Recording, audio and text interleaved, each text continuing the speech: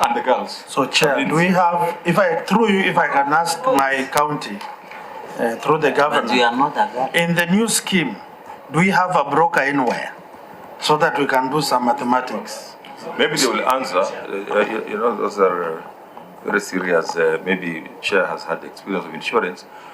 Maybe if the procurement director was here, he would have actually explained to us exactly what happened, the process under which we procure this, because we also had challenges in terms of provision of service by this state insurance, this Britam. And that's why I said, because of whatever inconsistencies and, stopping to pay, we had to change to the current medical cover. Maybe the officers can explain whether there's a broker, the question that you have now asked, whether there was a broker. And you can also explain, because when we came in, NHIF had also stopped, because that's the one that was providing services, and why we now had to advertise for a new insurance cover. Maybe you can take us. And then again, on that last point of NHIF, because I was going to ask it, this new health insurance cover, does it have an institutional arrangement, the same way NHIF would cover?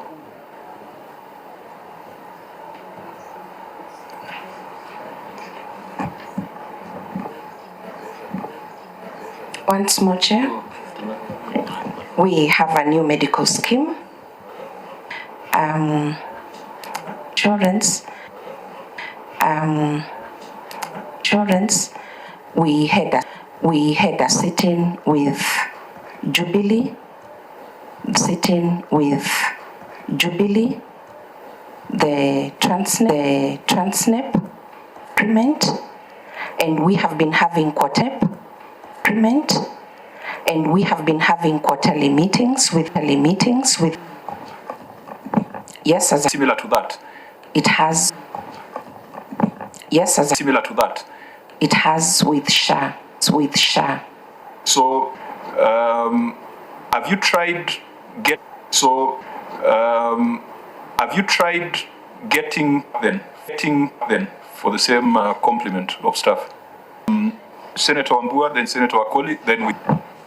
What are these brokers doing? I mean, what from directly contacting or seeking us to directly, tender for provision of these services? Because in terms of value for money, with the introduction of a broker, definitely there is some money involved there, right? Senator Wakoli. Thank you. My question is that SHA, nationwide facility, cover there. What informed us of getting to tender for such a facility? Don't you look at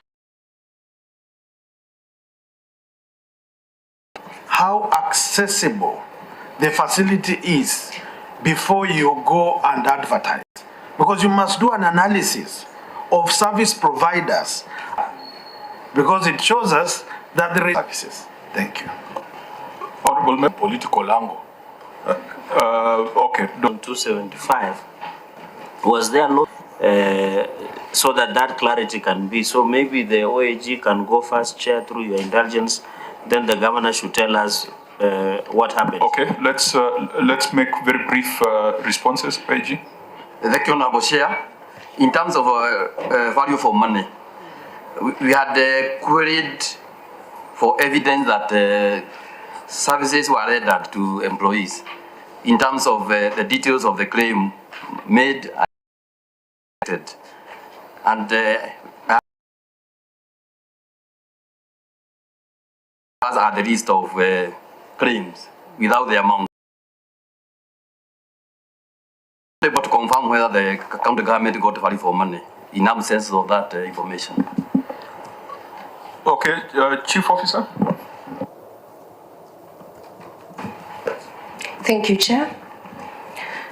I will start with what Senator Wakoli asked. The new medical insurance has services in every sub-county, and they are also in agreement with our health facilities to offer the services. So far, no complaint. It is fine. Then about SHA, there's been a challenge with that time. It was when we were transiting, there was that challenge of SHA registration, and right now at least it has been it's not at least established. So the new brokerage was just put for 1 year so that it can now be changed as need be, as you have advised. Chief Officer, we cannot tell you who to procure. Yes. It is upon you to establish value for money. Yes. And this is a critical question because we have this national scheme that we are told works. If you are flying out, you must first book Kenya Airways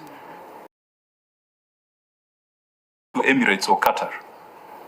Even in case KQ was more expensive than Emirates and Qatar. Basing on that same principle, why would we not prioritize SHA if indeed SHA works? And think shift.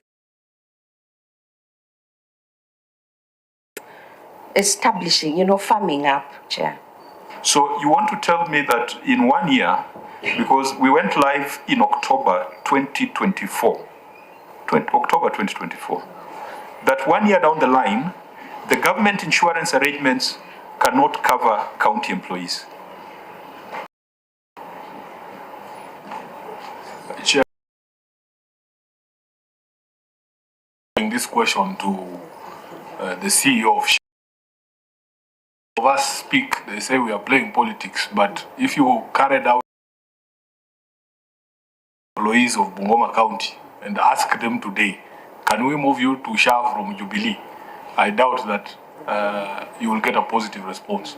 There are challenges with that public health insurance service, and if people don't want to accept and acknowledge what they are being told from the ground, then it's up to them. But even me, as a member of parliament, if you ask me to move from Old Mutual to SHA, I will refuse.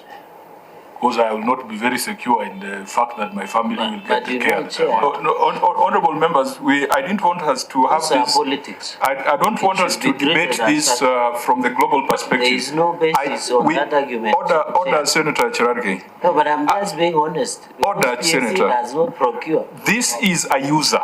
We are talking about. The Speaker Emeritus is here. Senator Cherargei, let's come back to the serious business. Then you should stop politics. The county government of Bungoma is spending $1 million on insurance for its employees. The question, as a user, I'm not directing you there yet. I'm just asking you from your perspective as a user. Do you think this 600 million, if it was directed to SHIF or SHIF, it would be better value than if it was taken to a private sector player? But so far, I can say for what we are using, patient tend to be the scheme administrator rather than. Or are we saying that Sifuna is right?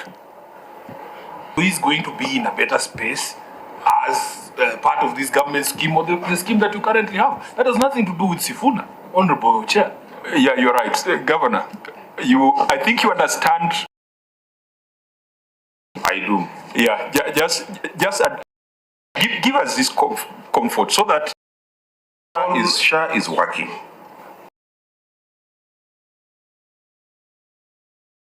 I've said is between SHA now and what we have procured now. Have a medical condition. It's on Kenya Airways were too small, and for 5 years you always flew. Okay, members, can we close this? Yes, finally.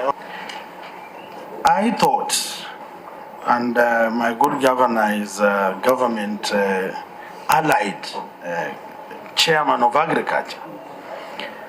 This health scheme that we have of SHA, we went through hail. We were in Turkana, as you understand, pushed this and ensured that we put into place a well-coordinated scheme for the workers and people of Kenya. What I expected from your people, the people who work with you, is to do an analysis of service providers that we have. We have been campaigning all over that SHA is working, and you have confirmed that it works. If that be, I expected that these monies will be going to the coffers so that many other Kenyans that are not on the payroll in Bungoma can also benefit as our workers in Bungoma. So probably next time, before they bring this for your approval, they must bring a well-researched document, and you're accessible to SHA and government through a phone call. We could have got whatever we wanted, and Bungoma will be smiling all the way to healthness. So I think next time, my good chief officer, you will consider joining Kenyans in supporting other Kenyans. Thank you. Are on fire. Senator Sifuna, what? One thing that will give me comfort that Governor, you know, we were promised free universal health coverage. Are you telling in Sangaru, if they go to a health facility there, free, number one? Number two, can you tell me, does the health authority owe any money to your facilities in Bungoma, as far as you know, so that we determine this working? When you say it's working, we want to see what is the picture in Bungoma. If you just answer me those two questions, we will exit this conversation. Senator Cherarke. Chair, in my county where I come from, outside the politics of the excitement SHA is working. I think the issue here is they should. Are you answering Senator Sifuna? No, because the answer should come from the government. I'm not answering in any way Senator Sifuna. Okay. I'm just answering. You have put a question, and the governor is supposed to clarify on this. Is that what the committee say? Since SHA is working, should there be a transition to ensure even employees and all of us, even me, I carry a card from SHA authority, so that when you access a medical cover, it is easy for universal health coverage. So what the Council of Governors and the Ministry of Health must sit and agree that since SHA is working, the counties must be part and parcel of it. But the point, Chair, you must also be careful is it also legally right to force employees to take a medical cover from certain, maybe Jubilee, from anywhere? Are you also threatening? That's what you did with the teachers. You forced the teachers to join SHA. That's a question you should ask as senators. No, Chair. Honorable you need Chair. to protect me. I was making some. Honorable Chair, we are senators. That is why I will allow Senator Sifuna to be dealt by the government chief. No. Can I finish? Senator Cherarke, please finish. Yes. Please That finish. is what I'm saying. The governor should give us assurance that the conversation between the Ministry of Health and the SHA authority should ensure that the counties are part and parcel, and the package that is there is available for Bungoma residents, Nandi residents, and Kenyans. Leave out the politics of SHA, people who want to score here and there, led by Senator. Order, Senator. Governor, you may respond. Thank you, Chair. SHA is working, like I said. I want to assure my good Senator Sifuna from Bungoma that it's working in those Namangoflo place. The only challenge has been reimbursement, which have delayed. And we have held a discussion with... How is that working? No, it's working. You know, unless in Bungoma, you may be driving a working is vehicle. different. You may be Chair, driving can you protect the governor? Governor, order, Senator's order. I think we have veered off where we were, and I understand that we are national politicians, but it's something we can deal with separately. I think our concern as a committee is if one county is spending 600 million on insurance cover and procuring from a private player, which there's nothing wrong, assuming all counties were to take the same route, that's 28 billion Kenya shillings, 28 billion. We cannot force you to go to SHA or SHIF. They must also compete with the Jubilees and the Britams and the other players. But if NHIF, which has been vilified was able to provide a cover for county governments. This new arrangement, if it is better, then it should even provide a much better cover for county staff. 28 billion shillings, it's not small money. That's about 5 or 6% of the total amount of money that goes to county governments. Isn't it? 6% of 400 billion.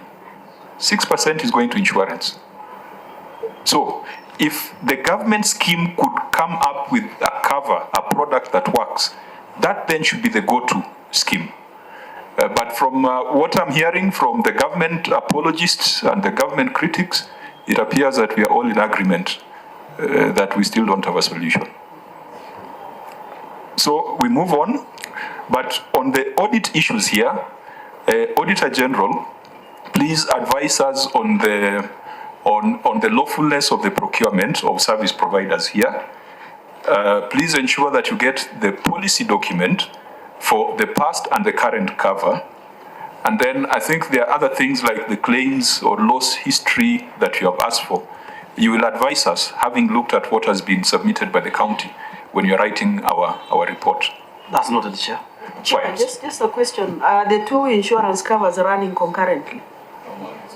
One expired, there was even a gap in between, which again leads us to a conclusion, Governor, that you must do something about how you manage your human resource, because it gives a picture that you're treating your employees badly. If they are without a cover for how many months? How many months were they without a cover? About 3. About 3.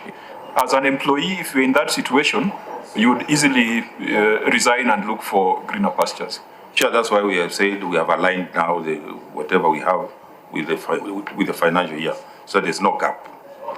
Now, honorable members, we must make progress. We go to impressed. Auditor General, you had given us a brief. 7.6 million is being investigated. 6.1 million is held by officers who exited service, and 12.1 million has been submitted for recovery. What has been the progress so far, OAG, so that the governor can address anything that is outstanding? Thank you, Honorable Chair. As you have indicated, 7.6 million is still under ESCC investigation. The 6.1 million has not been recovered. That relates to the officers that have since left the organization. What is being currently recovered is 12.1 million. And the management has given us evidence. On the 12.1? 12.1 million. So what about the 6.1 million? Governor, what is the action? What action are you taking to recover the 6.1 million? The county attorney is already handling, you can respond. And please refer to the evidence in file. I'm trying to be efficient so that we don't read everything word for word. There are matters where we'll take written responses. So just direct us to the action you are taking. Yes. Yes, thank you, Chair. We have we did demand notices, which they never responded. We've now filed recovery suits, and that evidence is on Appendix 4E. So we have filed suits to recover the same. Appendix 4? 4E.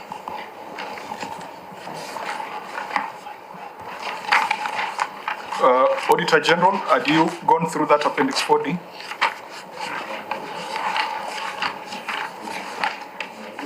Auditor General? Yes, we had. What is your interpretation? That one has not borne any fruit until when the money will be recovered, then that's when the issue will be addressed. But they are making some, they are, is it the same as, so here it's 6.3, it's 6.3.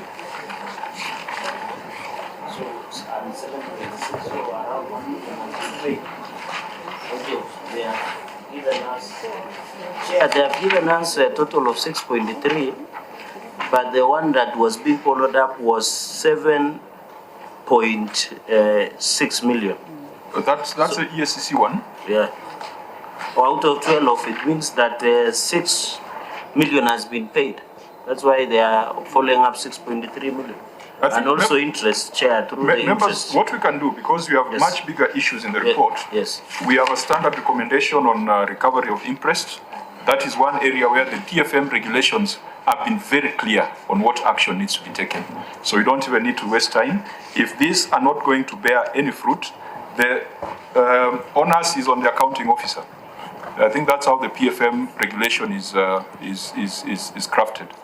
Our recommendation would be the accounting officer within certain timeframes must recover the money with interest, failure to which they shall bear the loss. 30 seconds. I think this is one of the counties that are a bit efficient in terms of recovery suits, because most of them even don't write demand letters. So I think this, I hope these suits will yield to something, that the recovery of this 6.3 million shall be achieved. But the fact that there is evidence of action and spanner into works is a bit comfortable. Fine. Thank you. So we proceed to... Yes, Senator Okoli. I want to ask the current status of interests in Bungoma. Many of our staff always cite these things to enjoy like others. I put it to us, are our staff, including those who are here, benefiting, or they equally have pending interests, my governor? Because I always get petitions that some of our close friends, those who accompany you, those who work with our CECs in the county government, they are always requested just to sign forms and nothing forthcoming. So I wanted to ask, is the management of impress handled properly, or it is a tool for, as we saw, remittances not being remitted at the benefit of other people? Thank you. Okay, Senator Sifuna. Sure, just a concern. If you look at some of the cases there, the reason why that interest was taken, it's quite shocking, Governor, that you have somebody holding million shillings of interest for the facilitation of county such as Bungoma with all our challenges, Chair. You know, it doesn't make any sense. I agree, Chair. Unfortunately, it was not me. It was the previous. It's wrong, actually, to hold such an interest, but we'll recover. Thank you, Chair. So you spent 3.689 million for Christmas tree celebration. Facilitation for Christmas tree celebration. 3.689 million.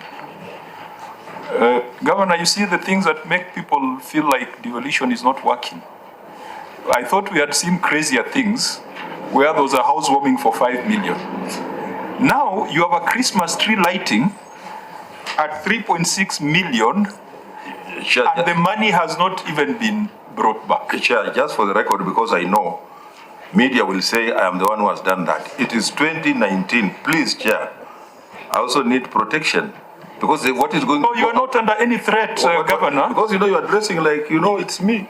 Out here, people are watching it live. People are watching it. I am dealing with the county government of Bungoma. Yes, no, that is right. The county government of Bungoma spends 2019. 3.68 million for Christmas tree celebration. This is... at 2019. Yes. Yes. Yeah, the county government of Bungoma spends 3.689 million for Christmas tree celebration. I mean, I thought we had problems in agreement. It's 2019, but you should be very careful, because when I was driving around, I think I saw a Christmas tree this December. So we are just saying. No, let me put on record. We are just saying. No Christmas tree, Chair. This Christmas. This last Christmas. Christmas tree. Okay. So, If you saw any tree, it was not for Christmas. It was just a tree for. most interestingly, Chair, you will see that that imprest is being taken on the 9th of September, a whole 3 months before Christmas. These are some of the things that happen in these counties that make many of us worry. And these are things that people must answer for. Governor, is Francis Tome still in the county? Francis, Tome, he exited. he exited.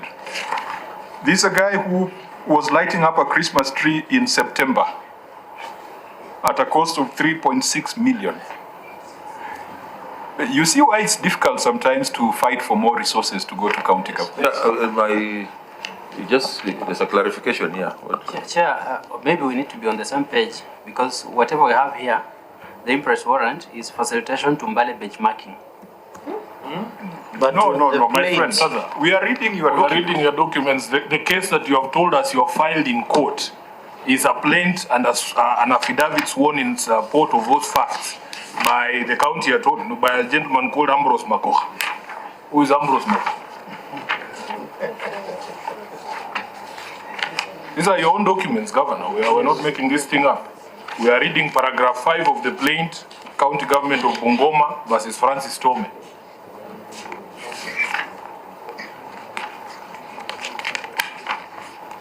And in fact, it had been served. And it says, on or about, for avoidance of doubt, on or about 9th of September 2019, the defendant requested and was issued with a temporary imprest in the sum of Kenya shillings 3,689,000 for the facilitation of the Christmas tree light. That's the play.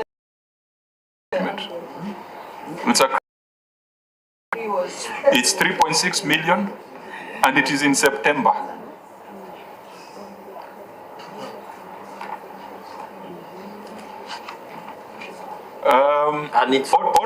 Honorable Chair of Public Accounts Committee of the Assembly, how do you allow yourselves to budget such expenditure? How do you sit down as members of County Assembly and say that we'll light a Christmas tree in September and we'll give the executive 3.6 million? How is this possible? Because the governor might argue that it was budgeted.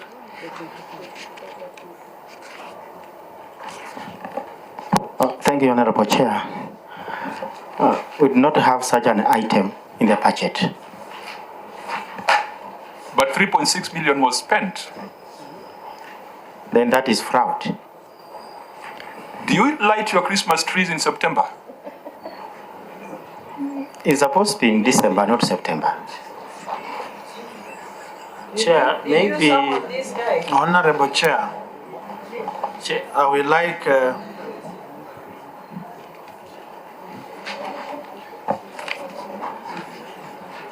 Please proceed, Senator Okoli. I want to say that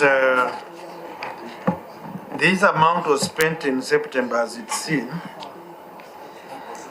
And all of us who happened to be alive that time, it was a very ceremonial function where people had Christmas hats and with some good tents. And they were jumping like nursery school children at the governor's office compound. It is very annoying. And those who chewed this money continue to lecture Kenyans on how prudent use of resources should be done. So I want to seek indulgence, Chair, that apart from following up this money, ESCC should revisit this so that it is a lesson to government officers who use such kind of ceremonies to swindle public money and to doing Kenyans that they are benevolent, caring and loving during festivity seasons. Thank you. Chair, Senator Okoli, but you just indicated that people were very happy on that occasion. Yeah, the beneficiaries through the chair. The ones who are jumping up and down. You know, I want to warn my chief if it might turn into a witness. to this matter, but since he's a senator, I know where he was working before he became the senator. The point, Governor, just as an observation on this issue of Christmas tree lighting celebration, so you have looked, there is a problem with the management of imprest. Maybe give us an assurance that what are you doing? Because when you are our speaker, when you travel, you approve for our travel. When we land back and we must give boarding pass, for example, the passport that has been stamped, and even invitation letter. Then you are able to surrender your imprest. What is the management of the imprest on this? Because Chair, this 3.6 million that was used for Christmas tree lighting celebration is very unfortunate. I want to agree with the area senator that the EACC must and should pick up the matter so that this thing can, because Chair, it's no different from what we saw in housewarming of 5 million. And now we are having 3.6 million of tree lighting on September 2019, 9th September 2019. And for us who are Christians, we know December is the Christmas. Or maybe Bungoma has a unique way of celebrating Christmas. Maybe their Christmas came early, but this in Ethiopia, the new year was in our November, so maybe they're using the Ethiopian calendar. Maybe they're using the Ethiopian calendar. Yeah. But this 3.6 million, and I want just to find also from the county attorney through the governor, has this matter been filed in court already? But this 3.6 million on Christmas tree lighting, Chair, should and must be recovered. And I hope, Governor, the people who did this should never come to any elective positions in Bungoma again. Because as my chair said, it is hard, all of us fight for resources day in and day out to increase the resources. Then when it goes there, they're using for housewarming, they're using for lighting Christmas trees, they're also using for buying seedlings in areas where there is drought 24/7. So Chair, I think there is a bigger problem than what we are imagining. Chair, may the county attorney also just make a clarification? Before he makes a clarification, Senator Chair, my worry is that the people of Bungoma will never get this money back. I can assure you, Chair, most of them are. You can forward somebody's name as your PA or somebody else, but it doesn't necessarily mean that he is the one who ends up with the money. There are bigger people behind these impressed malpractices. And I'm looking at these names, I don't want to read them because they will be on the news. But I am sure some of them are impecunious. I know them. They left employment. Through the chair, you know, this is a matter of saving the lives of those who are under stress and depression to account for these monies. So if we know them and we want to restore hope to those who are used to get this money, please, my brother, just read them loudly so that the people of Bungoma can know. Fine, let me give directions. Yes. The names are in the documents before us, so he does not have to read. I wanted through his courage Senator, to read. You're done? I think let's get back to the substance. Governor? County Attorney, can you clarify? Yes, thank you, Chair. I'm looking at the document, the impressed warrant, vis-a-vis that letter done by my assistant. Point of order, Chair. It is Edward Waswa, County Attorney, County Government of Bungoma for the plaintiff. We are not reading a letter. We are reading the plaintiff filed in court. Yes. It has already been filed. Waswa, can you get to the point? Because you're causing yourself unnecessary problems. My colleagues and counsel is that... and he's very powerful. He has an assistant. Yes. The narration for that demand was not correct. It was... the narration was supposed to be a facilitation to Mbale benchmarking. If you look at paragraph... So the letter by the Chief Officer, Finance, dated 5th of September 2024, has a similar narration. Yes. The one that was written to the office seeking that, the first one, if you look at the page, that's 16. The Chief Officer Finance who is the accounting officer for these purposes, has clearly indicated that the reason for interest for Francis Tome is facilitation for Christmas tree celebration. How can the county attorney be wiser than the chief officer, who is a custodian of all these records? Most importantly, Chair, these documents were presented to us to demonstrate action that has been taken. You have given us court documents. Wakili, you know, parties are bound by their pleadings. Yes, I This is agree. what you are telling the magistrates court in Bungoma at paragraph 5. Yes, I agree. Now, are you telling us we have no chance of recovery because you have already given the defense? No, I agree, senior, and I agree. You have an and amended plaint. I agree, senior, and we also note that we are allowed to amend pleadings before close of pleadings. We can amend them. I don't think there's any issue. There's no alarm. It was just a narration from the doc. If you look at the letter from the chief officer, No, I Chair, think on a there's a point mistake of order. because Point of order. Can I- Why would you say there is no alarm when you have indicated that 3.6 million I'm was directing. put on the Christmas tree lighting? Chair, will allow me to direct them documents. Now, The impress. Governor, we are not making news plans. We've got pleadings by the county attorney, Edward Waswa. We are not going to amend those documents before the Senate. And you have said it clearly that you were with us in the Senate when these things were happening. And that's a fact.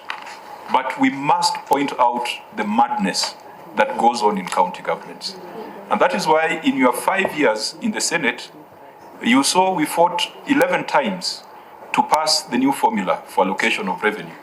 And I hope one day you'll write a book about that particular scenario. But if we do all that fighting for money to go to counties, to be spent in September for lighting up Christmas trees, I don't think that's the reason why devolution was brought in.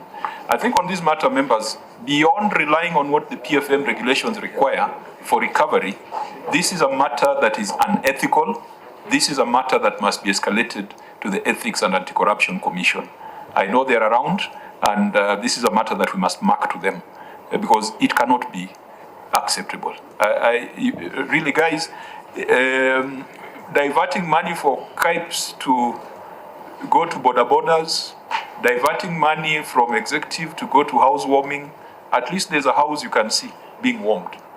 But using 3.6 million for Christmas tree celebration in September, and the money remains unaccounted for. You see, that's the worst thing. If the money was drawn in September, used, the Christmas tree lit up, and surrendered, it would not be before us. So, Governor, it's a shame that these things are happening within the county government of Bungoma. Now you are the new captain. You need to ensure that such things do not recur, but these people must be held accountable. Otherwise, the people of Bungoma might just as well give up on devolution.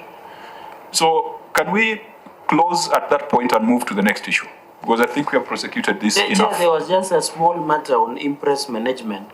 How are they doing now? Because if saying it is in the in 30 seconds. Considering the time, let's leave that to the auditor so that they report in the next audit cycle.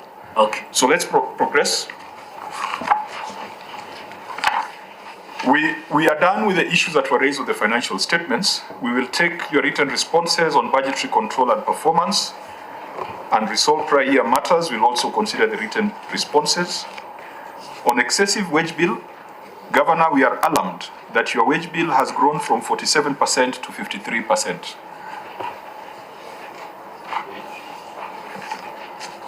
We have gone to the report on lawfulness and effectiveness in the use of public resources. Now, as we had said at the beginning, we were concerned about how you manage your human resource. If 53% of your expenditure goes to employees, you have seen some of the gaps. Unremitted statutory remittances, lapses or gaps in insurance coverage for staff. If there's something you must do, Governor, to stabilize your county is to change the way the human resource is managed. And you have indicated that you now have a public service board. You have indicated that Did you say the HR director was here? The HR director ought to have been here because that is the professional. That is a person who is a subscriber to a professional body. And we would be declaring her unfit to be a member, her or him, unfit to be a member of a professional body. When you have such issues. Issue number 1, excessive wage bill, HR. Number 2, lack of ethnic diversity, HR. Number 3, employees on long-term probation, HR. Number 4, recruitment without approved staff establishment, HR. Number 5, failure to reserve employment positions for persons living with disability, HR. Number 6, non-adherence to the 1/3 basic payroll, HR. Number 7, employment of staff on contract without gratuity, HR. 7 issues touching on the HR function. Now, unless you want us to go through specific issues, but I would like perhaps, if we are going to take your written responses, but get your comment on the measures you're putting in place to address all these issues that keep recurring in Bungoma on human resource. Thank you, Chair. I think one of the issues, if you look at our response, was a court order that said, some casuals had gone to court to be absorbed and put on permanent and pensionable. So that became difficult. We tried to. That has brought a bit of a problem. The other thing is on, for example, ethnic, and in other places want to come back to Bungoma. They want to balance, you recruit, find that the dominant ethnic community will always take the larger share. So it's something, I don't know how it will be addressed, but again, you can imagine if you go, let me give you an example of Bungoma. We have 5 major ethnic groups, the Bukusus, the Sabots, the Tesos, the Tachonis, and the Batura. So, and if you go by percentage, you realize that the Bukusus are the majority. So when you employ, you realize that they will definitely be, the majority will be a higher number. So it's, as much as we try our level best to accommodate even the other percentage, it's a bit of a challenge. The other issues are... Maybe just to be specific, yeah. How many employees do you have?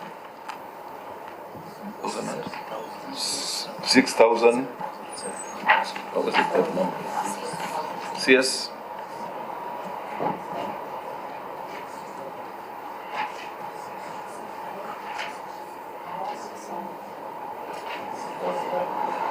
You see, in management training, we are told that the human resource is one of the most important resources in any organization. So it cannot be an approximate number, because every month you're doing a payroll. How many employees do we have in Bungoma? 7,085. 7,085. Yeah. Do you now have a staff establishment? Yes, we do. We do, yes. Under your staff establishment, what is the ideal number of employees that you require to deliver services? CS?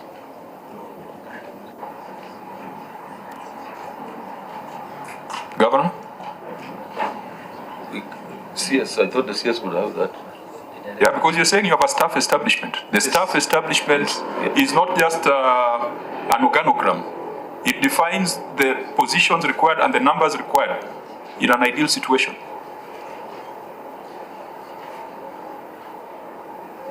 Governor, you have submitted on oath that you have a staff establishment, so that information ought to be there. We can provide it. The director, human resource, should have been here to provide that information. The county secretary is the head of the county public service. If you chose not to come with HR director, the county secretary will take the arrows. How can you not know the content of your staff establishment? Has it been approved by the cabinet? Has the staff establishment been approved by the cabinet? It was approved.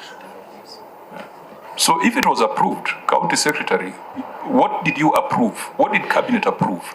You have 7,085, eating up 53% of your total revenue.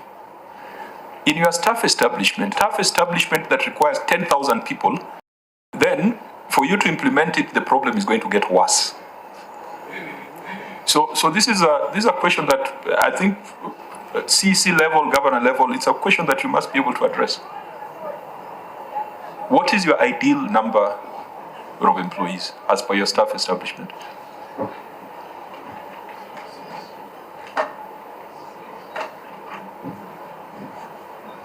Is that staff establishment appended here? Because it was a substantive audit query. Recruitment without approved staff establishment. It was not put, I think it has not been put.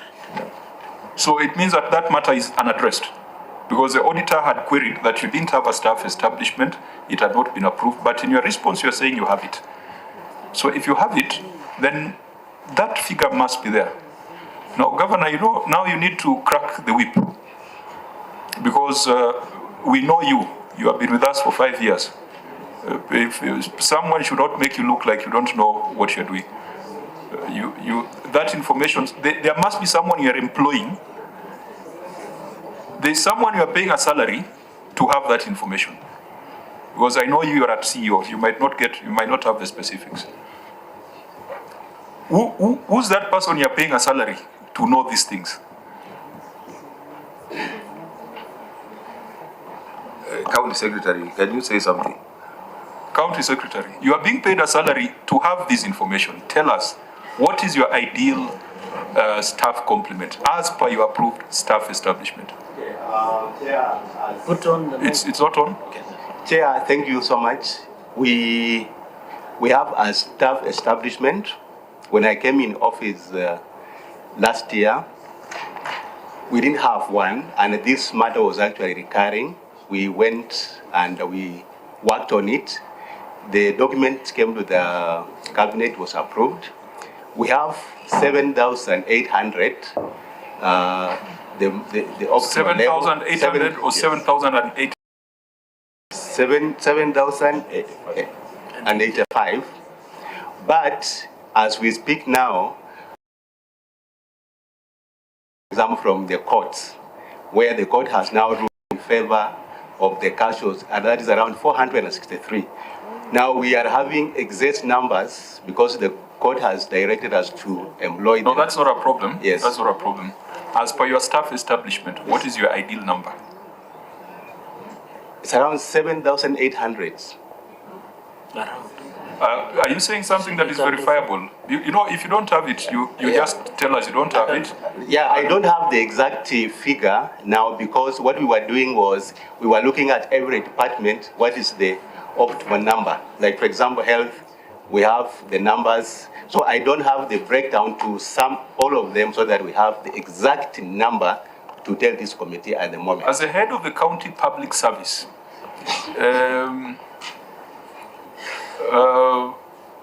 isn't it alarming that you do not know your ideal county public service? That's an oversight, Chair. I think I will familiarize myself with the total numbers from all the departments now. Yeah, I think in your role, that's a number you should be working with everywhere you go. Chair. Senator Gerardi? So you are saying sometimes last year you did staff establishment, but the year under review, you employed 642 without staff establishment. What were your basis that you are doing this employment, yet you have indicated on record that you had already through the cabinet the approval of staff establishment. So who are these 642? Is it part of the people who are casuals?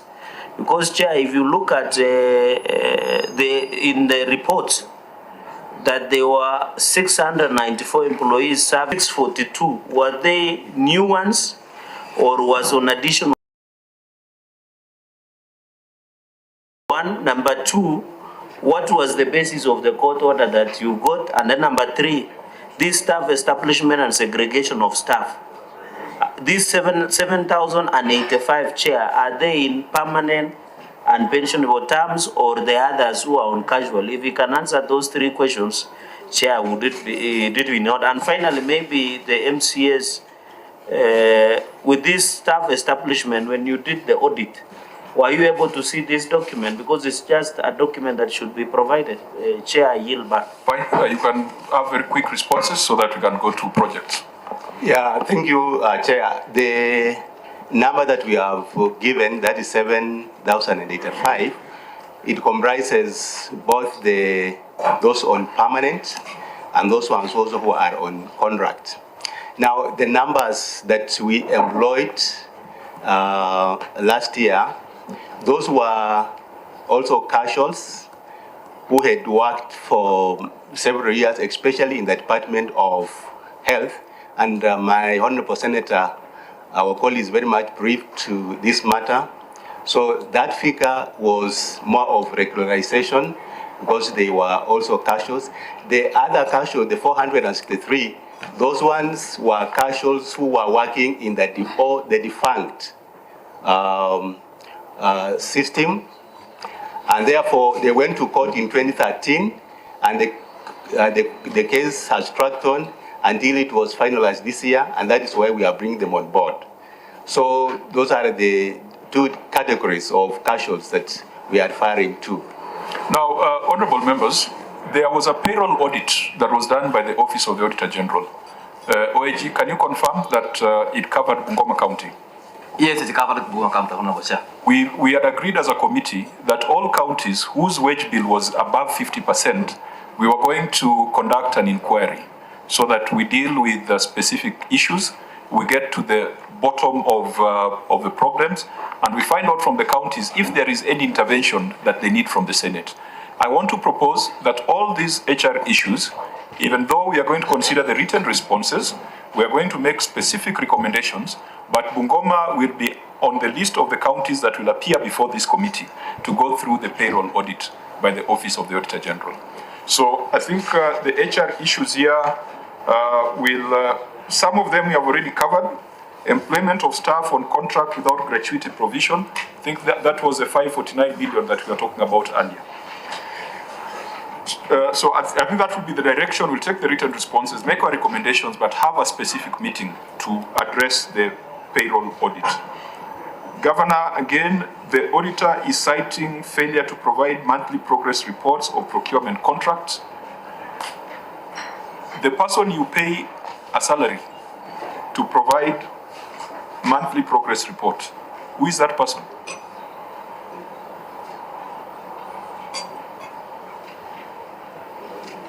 We have moved to failure to provide monthly progress reports of all procurement contracts. Who is the person who's paid a salary in Bungoma to provide monthly progress reports? It's the Director of Procurement. Is the Director of Procurement here? He's not in. And I believe the Director of Procurement is a member of supply chain. Yes.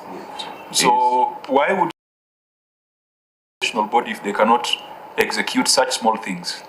I think on this, Auditor General, did they subsequently prepare it or it's still a problem? They did, but those reports are again incomplete because they don't have the required information.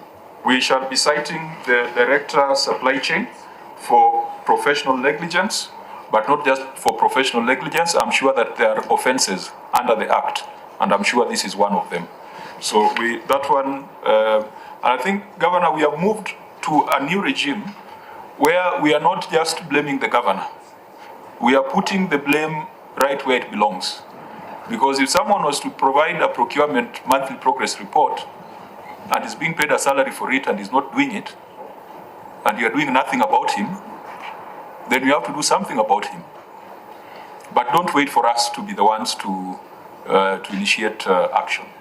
So there will be recommending administrative action, professional action, or sanction, as well as the provisions of the Act as far as offenses are concerned.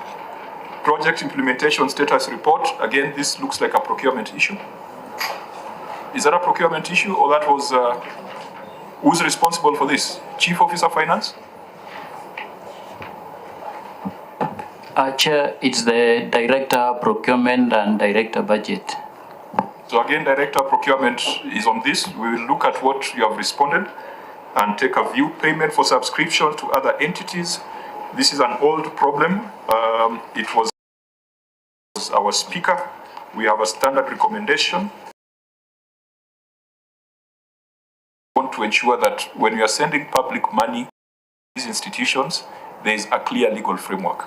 And you recall that the then Senator Nyamunga had proposed a law on regional economic blocks. We understand the value of these blocks, but we must apply the law as it is. Honorable members, we consider the written responses, but I do not think that there's anything that can explain that kind of expenditure. Unexplained procurement and distribution of fertilizer. Here we had a problem. Auditor General, what was your finding so that we quickly look at the Governor's response? Honorable Chair, this fertilizer was supposed to have been sold at a rate of 2,000 per bag, given free of charge. And that 2,000 was provided for and indicated that there was a policy. Order. Since you had advised us we keep in view, we can dispense with them as efficiently as I'm doing. But this one you said there was an issue, so just read the finding. This one, let's be keen on the details. Just read your finding and then we get the Governor's response. Okay, thank you, Chair. Unexplained procurement and distribution of fertilizer. The county executive awarded a contract to a local company on 17th December 2024 at a sum of Kenya shillings 50,452,200 for the supply of planting and top dressing fertilizers to the 45 wards, and the payment was made on 22nd March 2025 for Kenya shillings 26 million. The fertilizer was delivered in the financial year 2024-25. Additionally, the county executive awarded a contract to a local firm on 18th February 2025 at a sum of Kenya shillings 56,250,000 for the supply of planting and top dressing fertilizers for the 45 wards. Review of the Bungoma County Finance Act 2023 indicated that the subsidized fertilizer was at top dressing fertilizer. However, no supporting documents were provided for audit to confirm that the fertilizer was sold at the recommended price of Kenya shillings 2,000 per bag or distributed to the farmers free of charge. In the circumstances, the county executive may have lost the public funds in respect of expected revenue from the sale of subsidized fertilizer. Thank you. Governor, you may respond. We're saying to enhance food security to all residents of the county, free farm inputs were issued local vulnerable farmers as provided in the attached Bungoma County Agriculture Sector Policy issued in October 2023. Additionally, the management has submitted Bungoma County Agriculture Inputs and Service Support Bill 2024 to the County Assembly that provides a legal framework on distribution of farm inputs. Attached is a letter of submission of the bill to the County Assembly. Chair, since my first term, we were subsidizing inputs to our farmers. Now, there was a proposal in the Finance Bill of 2023 that we sell to the farmers. On review, we realized it was going to cause a political problem, and my senator can bear me witness if we started selling. And when we proposed that to go back to the free subsidies that we were giving, the 2024 Finance Bill did not go through. So the farm inputs were given free of charge, and the lists are there of the beneficiaries of both fertilizer and the seeds. So it's a practice that we have been having since 2013 of subsidizing and giving free fertilizer or inputs to our farmers. Yes, Chair. Governor, you have not addressed the County Finance Act of 2023 because that's the basis upon which the auditor has reached his conclusion. And in fact, Chair, although the governor makes reference to those documents in his response, we don't have those documents here. I don't have the County Agriculture Sector Policy, which you have referenced as 17A. I do not have the bill. So perhaps maybe, unless it is just my copy that was... No, it's not there. They're just placeholders. Chair, we had shared the soft copy with the OAG. Were you not aware you are coming to the Senate? If you've responded and brought the attention of the Senate to Appendix 17A and 17B, does it mean that we are just, we are not useful in this session? The OAG did their bit. They've done their audit. It is now in the hands of Parliament. That should never be an explanation brought before the Senate. Governor, you may need to guide your team. Also, Chair, my understanding of what the query was is that the OAG is telling us they don't know whether this fertilizer was given for free or sold. That you have to show something. You have to give something to show what happened to this fertilizer, because it's a lot of money. 56 plus 26, that's almost 82 million. Through the chair, as Senator Sifuna gives his opinion, it's also prudent to find out government has been procuring cheap or affordable fertilizer to farmers across the country. Is what national government providing different from what we procure to give for free? And what informs us to procure what we have and not tapping into the wide resource of government to import more at a cheap people of Bungoma? Thank you. Senator Chirate? In addition, law or is it still a bill? Law or is it still a bill? Then on the issue of the rejection, I think I've heard you say that the Finance Act of 2023 and 2024, you have just given us that there is a forwarding letter of a bill to the county assembly, but you have not given us an assentment, because you are the one who should ordinarily assent this finance bill into the act. So question one, this procurement from an independent instead of National Cereals and Produce Board. Number two, is this bill an act now? And number three, you assented to this bill fully aware that you had indicated that you wanted to subsidize and sell it at 2,000 to farmers. And then finally, Chair, this list of farmers on 45 wards, how many are they? Were you giving a household or individual farmer? No, there is a difference between the household and individual farmer. And you saw what happens to the sibling story of Mandela, where we were being told everything that is planted across the Dawa River it was provided for county, but when it came out, it was not direct beneficial to the farmers. So is it to the households or individual farmers, and how many are they in this across 45 wards, Chair? Because Governor, I think the point is made. Before Chair. Senator, let's make the brief. Yes, and the list as requested or asked by Senator Chelugate of farmers, have you ever done a forensic look at the list?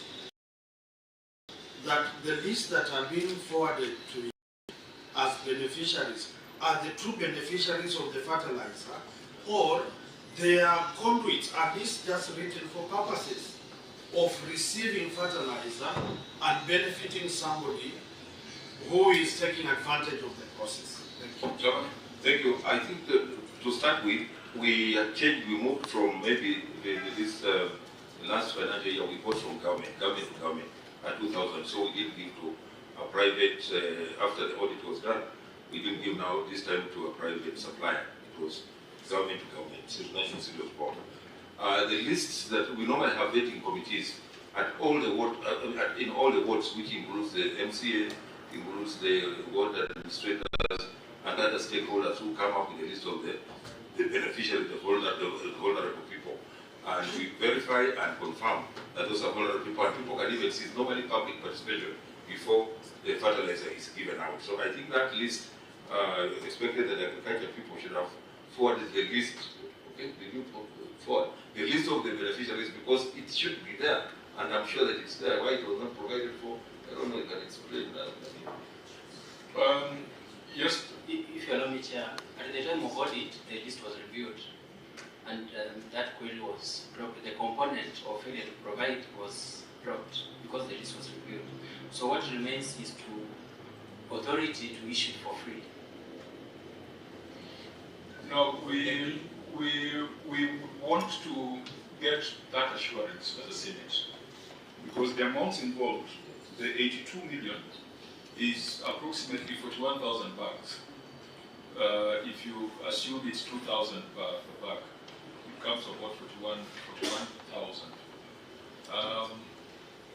Members, it is for us to make recommendations on what the governor must do, but the fact is, there was a Finance Act of 2023 that required the fertilizer to be paid for.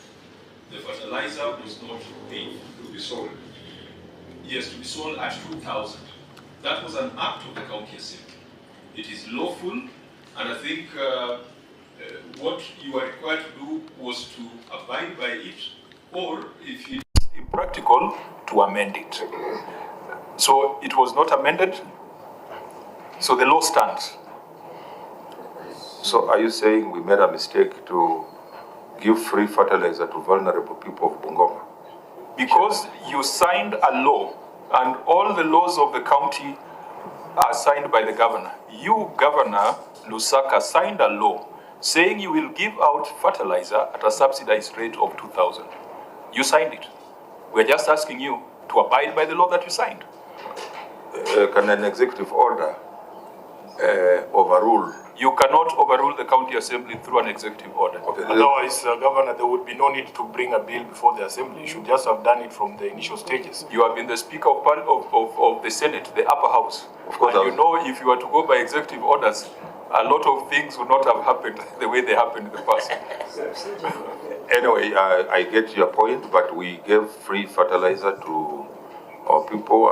Maybe I told you when we took the other bill, the GNC issue came up. You remember even the national one failed. It will not take off, and we also became casualties of the same, but I understand we will amend so that we continue giving free fertilizer or free inputs to the vulnerable groups. County Assembly, how do you feel when your laws are treated as suggestions that can be reversed by executive order? And maybe as the MCA comes, they can also confirm whether they saw that fertilizer in their wards, because that's about 1,000 bags per ward. It was 500 per ward. I was using the chair's math. 41,000 bags divided by 45 wards. What I'm telling you, Honorable Senator, is exactly what we gave. 21,900 benefited. The cost was 500 per ward times 45 wards in Bungoma. Okay, we'll relate that to the numbers before us. Honorable Member? Thank you, Chair. I confirm that actually the 45 wards, each ward was receiving 500 bags of top dresser fertilizer, and planting fertilizer also 500, and also seeds were given to the farmers. And in this regard, I want to also confirm that in regard to what Honorable Senator Sifuna has said, the fertilizer was given to specific farmers. Actually, when we are doing vetting, we don't do vetting in regard to the maybe families, but we look at the specific farmers. Then there are some things we look at, maybe if somebody has land or doesn't have land, to go utilize that using our village admins. So that is what actually happened. Address yourself to the law that you passed. In regard to the law that we passed at the assembly, actually the fertilizer was supposed to be sold at 2,000 shillings to the farmers, but eventually the tradition was there; it was being given for free. So when you're writing the law, the tradition was not there. No, it was there. Initially, they were giving it for free, but later on we passed the law at the assembly. But at the time of giving, after recruitment, it was given to the farmers. It was provided by the county government and given to the farmers for free. Does it concern you that you have passed a law and the executive is not following the law? Yes. Or does it concern you that you have passed a law that is at odds with what the public needs? Yes, it does, Honorable Chair, and that's why we really need to do that amendment so that using this fertilizer is meant to benefit our farmers who are not able to sustain themselves, and it has really worked good for the people of Bungoma County. The only thing we need to do as an assembly is to get that amendment, then we amend the law so that when we are giving fertilizer this year, we do it in accordance to the law so that this query again doesn't appear. Is it a case of us mourning more than the bereaved? Because it is their law that is offended, but it does not seem to be worried. But Senator Wakoli, Thank you, Chair. Maybe you can, Honorable. Yeah, you can have a seat. I wanted to ask this. When this law was made to pay 2,000 shillings, was public participation conducted so that the public approves that they must pay for services they are going to enjoy, so that it translated into pay, are doing the same? And if you're going to reverse, are you going back to the public to say, forgive us for not doing what you wanted, allow us to amend so that you continue having it for free? Number two, in the Agriculture Committee, we have been pressing and requesting county governments to have a register of farmers, certified register of farmers, so that when you give subsidy fertilizers or any farm inputs, they must be in the database of the county government. Does the county government of Bungoma have a database of farmers so that at any click of a button, last year, the other year, Senator Sifuna can key in Wanyonyi, Wepoholo, Naspondi, ID number flani, then it pops up to say he is from Nakoyonjo, this village, 10 bags, 4 acres. Thank you. Chair, my concern was, Governor, I can understand why someone would make an argument for all the wards to receive the same amount of fertilizer, but those wards are not the same. Now I'm sitting here thinking about East Sangalo, for instance, or West Sangalo. Why would you give the same number of bags for West Sangalo and East Sangalo, which are basically agricultural counties, and give Township Ward the same amount of fertilizer? Chair, in fact, we have had that consideration where we said instead of giving fertilizer to, say, Township, they opted for trade loans. But at some point, again, the MCS came up and said, no, we also deserve to get fertilizer. Where we take it, not your problem. So that is the problem, Governor. Yes, that's what I'm telling you. And we are all here. Let us not act like we don't live in this country or in a ward. That was the situation. They said, give us the fertilizer. And if an MC says, give me my share of my fertilizer, as a ward are going to plant, they can do whatever. That is very dangerous because you are the one who's the accounting officer, Governor. You cannot accept somebody telling you, don't care or don't bother where I will take the fertilizer. This is what Cherargei was asking. No, that, if you give some people that fertilizer, it might end up being sold. And yet the program was for free. So if you are telling me, unless they used it to grow the grass at Moi Primary there, I don't understand why you should give the same amount. MCAs know that they will never be held accountable. To them, they are just playing politics. But when the crucifixion will happen, you will only be the one crucified, not them. Unfortunately, that is the truth. That is what is on the ground. It is true. Let's not pretend like we don't know what is going on. That is the truth of the matter. Even if you went to, my senator was asking, if you went for public participation, no farmer will say, sell fertilizer to us. In fact, all of them are saying increase the numbers of those who should get free fertilizer. So that is the reality on the ground. And sometimes when we make these laws, sometimes we can make them and then Governor. Members, just a comment, Chair. I see it's already 3, and yet we have very significant projects in this report. We have established that the law of the county assembly was violated. In mitigation, the governor is saying he has introduced policies, he's intending to make amendments. It does not take away the fact that the county assembly or the county law was violated. I think it is upon us to make a determination and a recommendation. But the governor has explained the realities and dynamics of that particular matter. Just to interrupt. The issue of policy on distribution, on need, I think that's a subsidiary issue that we can deal with in the Agriculture Committee, where we sit with Senator Wakoli. Senator Wakoli? Yeah, just wanted to, the others will discuss with you as agriculture. Just wanted to get an answer if we have a database of farmers in Bungoma. Yes, we do.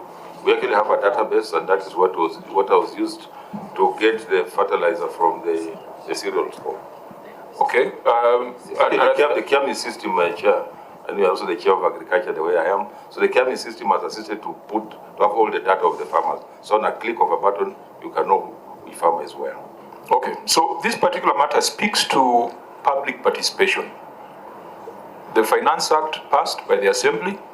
You went to the public and told them that we are going to charge you 2,000 per bag, and then went ahead and enacted it, but then later on reversed it. So the question would be, did the County Assembly really carry out public participation before they came up with this law?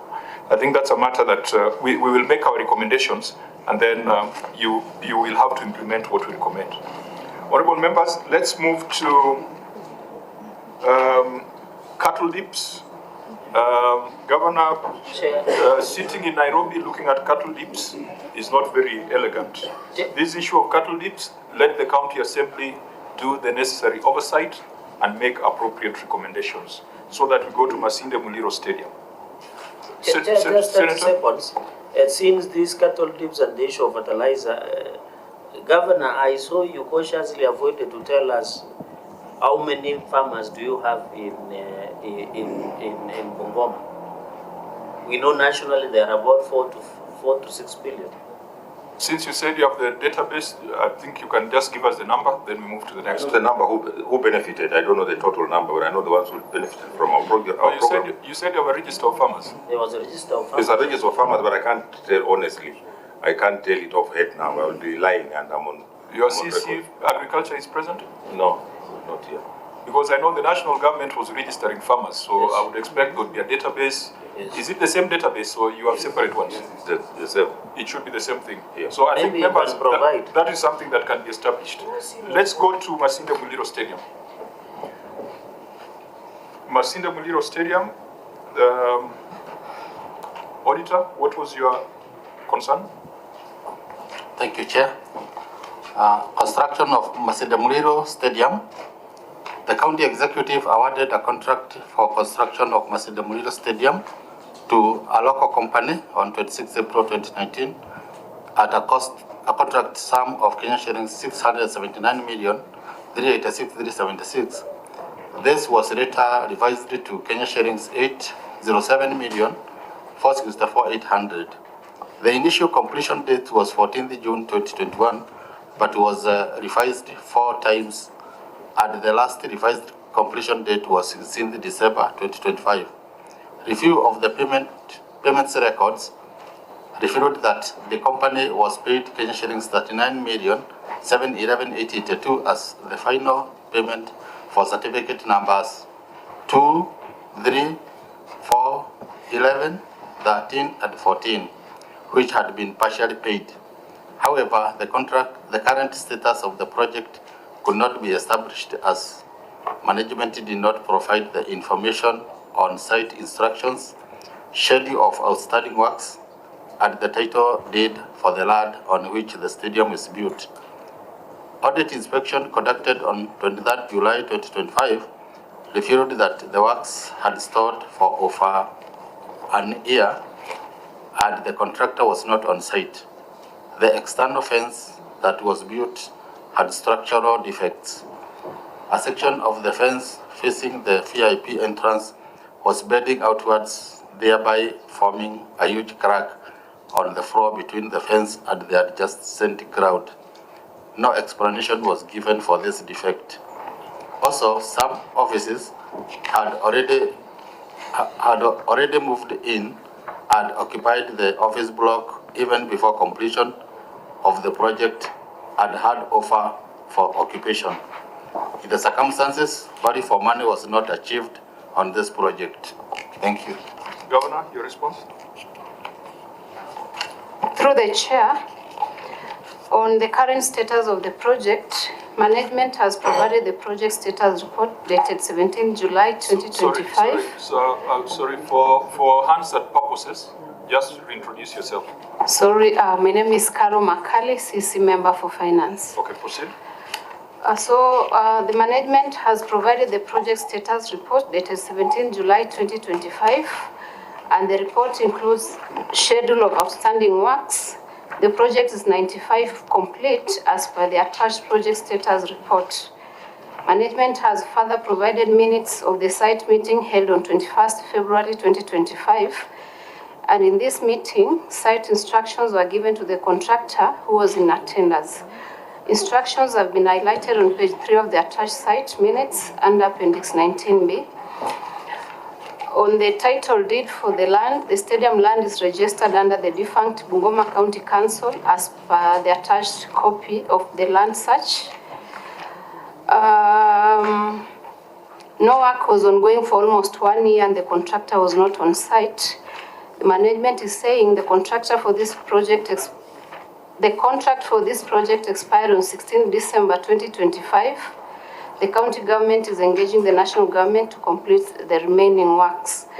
On the external fence, the wall refer is not bent but a slight curve on alignment to the existing boundary wall. The structural crack is an expansion joint between the columns and therefore not a structural defect. It is worth noting that the existing boundary wall is standalone element and not connected to the ground that is made up of debris deposit. There is no crack between the wall and the ground floor of the fence. On the county having offices already occupied, the contractor partially handed over the project on 23rd April last year after having been issued with a partial certificate of practical completion on 17th April 2025. The county executive has been facing office space constraints with a limited budget for recurrent. I submit, Chair. You see, this is a problem of, Governor, this is a problem when your team does not respond to the Auditor General when they're on the ground. The Auditor General is saying there's a crack. Your officer is saying there's no crack. Now, who are we going to believe? Surely, why did this matter, why couldn't this matter be resolved at the exit meeting or management letter meeting, management letter level? How do we now agree that a bend and a curve are two different things? Yeah, actually, under normal circumstances, we should see the same thing. So let me ask the QS to explain. No, I think you need to be concerned the way I'm concerned, because if you are not, then we are not on the same page. We didn't need to come to Nairobi to debate whether it is a bend or it is a curve, or it is a crack or not a crack. You know, what amount of explanation will convince us when the auditor says there's a crack? Then now we say there's no crack because the governor says there's no crack. And Chair, you know what is the most concerning? The people of Bungoma and the country at large, they're expecting a stadium. How is it that it is officers that were given priority? I don't think there's anybody sitting somewhere thinking we need the county officers to reduce the pressure on the county headquarters. We want a stadium. And promises have been made. I remember there was a big fanfare there in Bungoma. I think we hosted one of these national events. The impression created was that we were getting a stadium, Governor. What's going on? Chair, Governor Sifuna, when were you last to the stadium? No, I was at home in December. I didn't get to go to the stadium. But I'm just wondering, what are these things? So, what I wanted to confirm is that there is a stadium. Yes. It's about what percentage? 95%. And with beautiful offices, so we can't just leave those offices unoccupied. I thought you were going to say a beautiful pitch. The pitch is, we had a challenge with the pitch. That's what I'm saying, Governor. We want a stadium. That is what a stadium is for. You can't say we have a it's stadium. like saying you have a hospital, but the kitchen is very nice. Very nice. No. I think let's understand the spirit. We have a pitch which we want to improve. The pitch is LC Leopards played there with the Nzoya. And the canopy has been put. The pavilion has been put. So what we want to do is just to improve on the pitch. But the pitch is a working condition. You can play football there. And the stadium is there. All we're saying that now we also offices there which instead of just wasting, they also occupied. But the stadium is there, 95% complete. Okay, so let's go back to the issues raised by the Auditor General. You wanted someone to respond? Yes, the QS. QS, please be very quick because we had thought we'd be done by 3. Now we are way past 3. Again, just introduce yourself for Hansard purposes. Thank you, Chair. I'm QS Humphrey Sedungi, in charge of Public Works.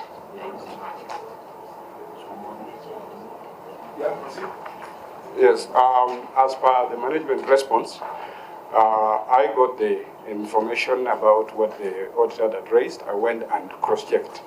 For instance, we are found that the ground and the wall are not joined. The ground floor is on its own. That's why we can... QS, you know you are telling us a story. Yes. What was so difficult when you got the management letter, just to go to the ground with the auditor and tell them, auditors, these things you are saying are not true. I am the professional, so that it does not come before us. I didn't have a chance to meet with them in the exit meeting here. But whoever was in the exit meeting knew that there was an issue that required a professional to deal with. Governor, those are the gaps. That is why if you have an audit committee, if you are part of that audit process, this matter would not be reported the way it has been reported. I mean, it's a bit frustrating for us at 3 o'clock to be arguing whether there's a crack or not. Can we, members, without getting lost in the trees, just take a global view? You have done 95%.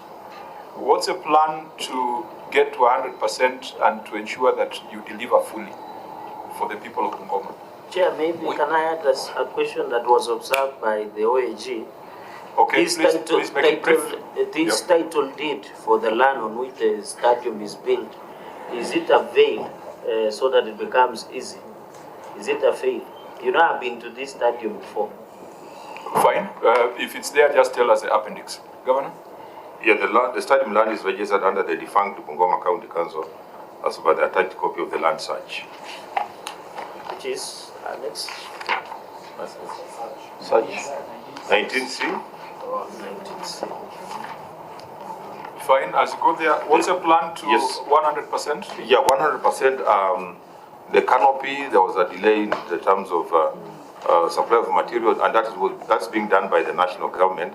And we have also negotiated with the national government to do the pitch for us to good standards. So once that is done, and there's that directive by His Excellency the President, once that is done, we shall be at 100%. What sort of commitments have been given? By the way, Governor, just to understand our frustration. Yes. Because for some of us, when we hear stadium, the first thing is the pitch and the canopy, and the seats. So I am not convinced that that is 5%, that is what should come at the tail end.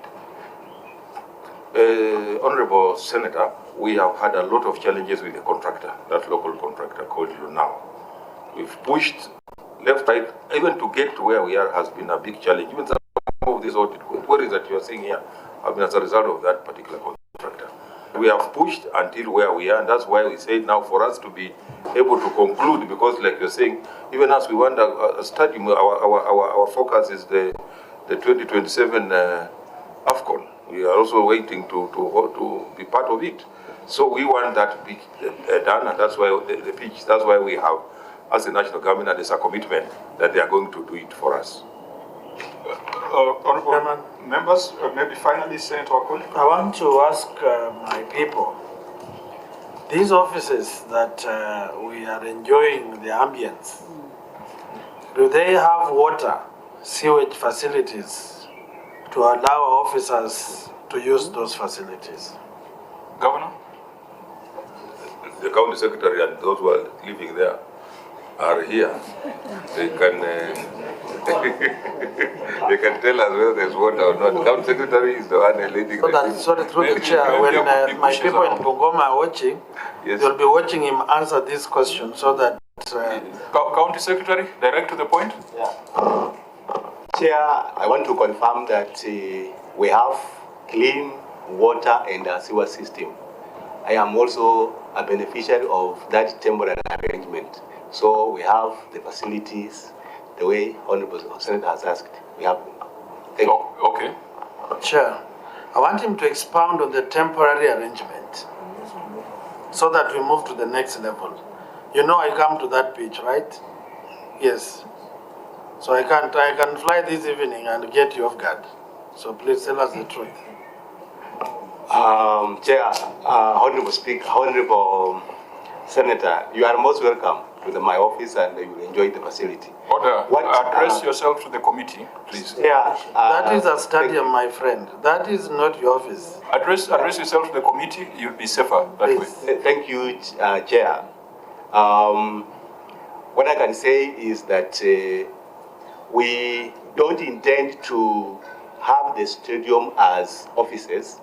It was a temporary measure, as we also make arrangements to have now a few offices that are there to relocate. We had a challenge of paying rent where we were in the old building where we were renting, and therefore, as we also normalize, we should be actually moving out from the stadium. So the stadium remains a stadium. Thank you, Chair. Through the governor and my chair. It was to be your final question. Yes, final question. Which water line are you using to facilitate the use of that stadium? Koika. I think there's Koika, the line from Koika, Koika 2, is the one that is going. And actually, it came when we were doing the preparation of the Madaraka Day. That's when the water. We made sure that the water went up to that place. Number 2 is we are putting up an administration block. Why the county sector said it's temporary is because that we are putting up an administration block. Once it's completed, then it will be, all officers will move there, and then they will leave the officers for the stadium to be occupied by other officers. Fine, so we have auditors as boots on the ground, and they can confirm whether what the governor is submitting is accurate. We keep this in view, but we'll also, I think the auditor will check whether there's been any violation of the contract, particularly on pricing, whether there's been a variation beyond what has been agreed in the contract. Is there anything like that, auditor? No, there was no problem with the validation. It was well done. Okay, so it's just the workmanship and the value for money. Yes. Fine, we keep that in view. The High Altitude Training Center, I think directly, Governor, you have spent 30.9 million on a high altitude training center, but it has not been put to use. There were a few things that had not been completed. We want to confirm that phase 1 has been completed. It is equipped. The gym is well equipped. The hostel is now coming up, and the phase 2 we are going to do the track. So it's a matter of just launching it, then we'll be able to. So it is not complete. It's not complete as yet. Reported by the Auditor General. Phase 1 is complete. I don't know whether the auditor was there, whether it saw anything. Auditor, since it's phased, maybe we can keep it in view? Yes, Honorable Chair. Fine. Chwele Vocational Training Center. The project had stalled. Even though 5 million had been paid, the total contract sum was 30 million. Governor, has this made any progress? The Chwele VTC. I give them, let me see, Chwele. This should have been completed in 2020, 14th October 2020, when we were with you here in the Senate. Yeah, let me give them the CSC education also to. But 5 million was paid during the year under review. So, CC, again, reintroduce yourself. Okay, my name is Engineer Agnes Wachia, SCC Education and Vocational Training. I have been in the department for 1 year. When I came in, that was a low-hanging fruit that I thought I would pick, we finish, and then so that it is utilized by the students. But that was not the case because the contract had already elapsed. That was the contract was between May 2020 and October 2020. And so when that happened, I went straight to look at the BQ, that is a measurement sheet, which I established that the contract sum was 30 million.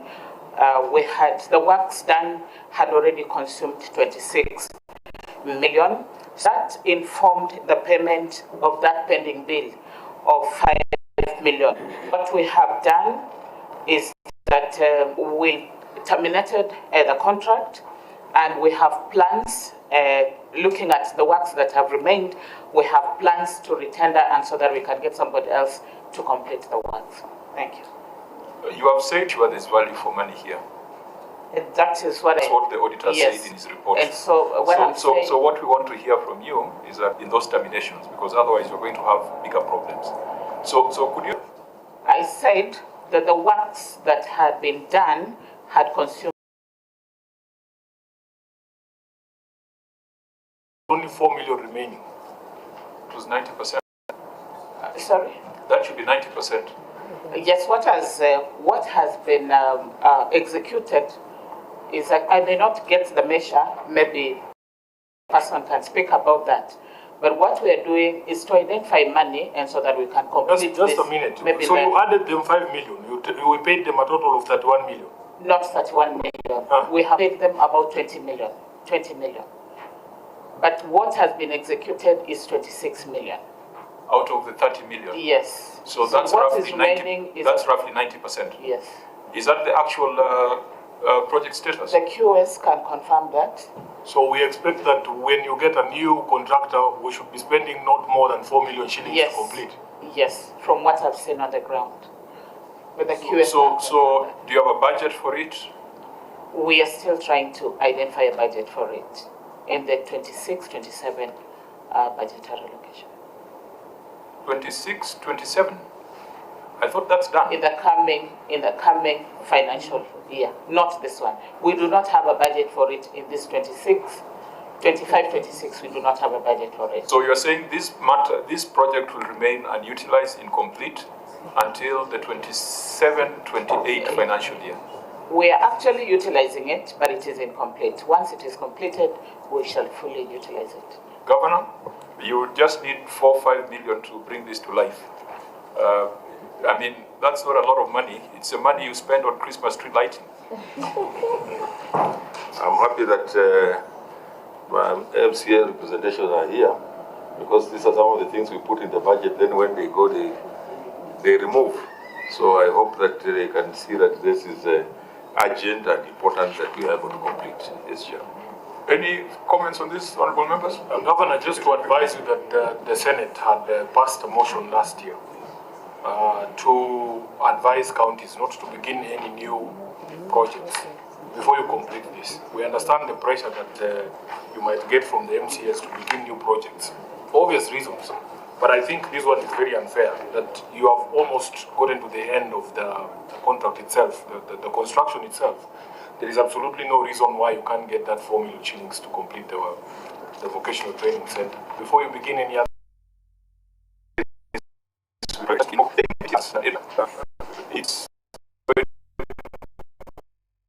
It's the economy. So I would expect the to be narration there.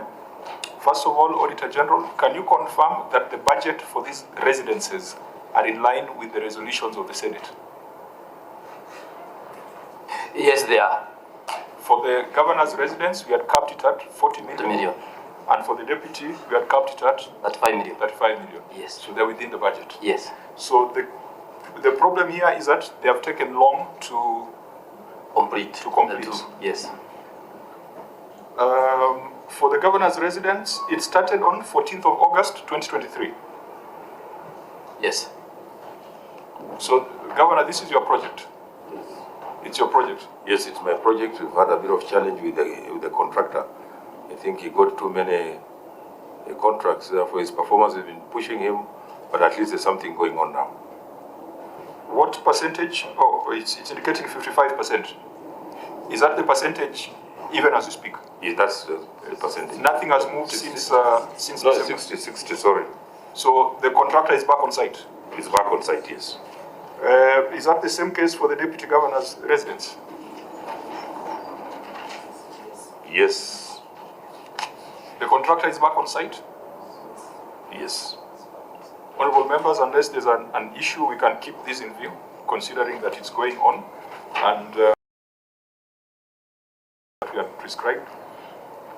we went to had spent 200 million on the foundation for a governor's residence. So, is this also work in progress? Yes. Work in progress. The contractor has also been a bit slow, but we've really pushed him. We're hoping, we gave him some milestones. We're hoping that he can be able to deliver. The auditor queried the title deed for the land. Was that provided, auditor? No, it is still in the name of the Sangalo Technical Institute. Sangalo Institute, so we're in the process of getting the KIP. Chair, I must disclose that this industrial park is right outside my enough fanfare. In fact, my mother was telling me that she could hear the statements and pronouncements being made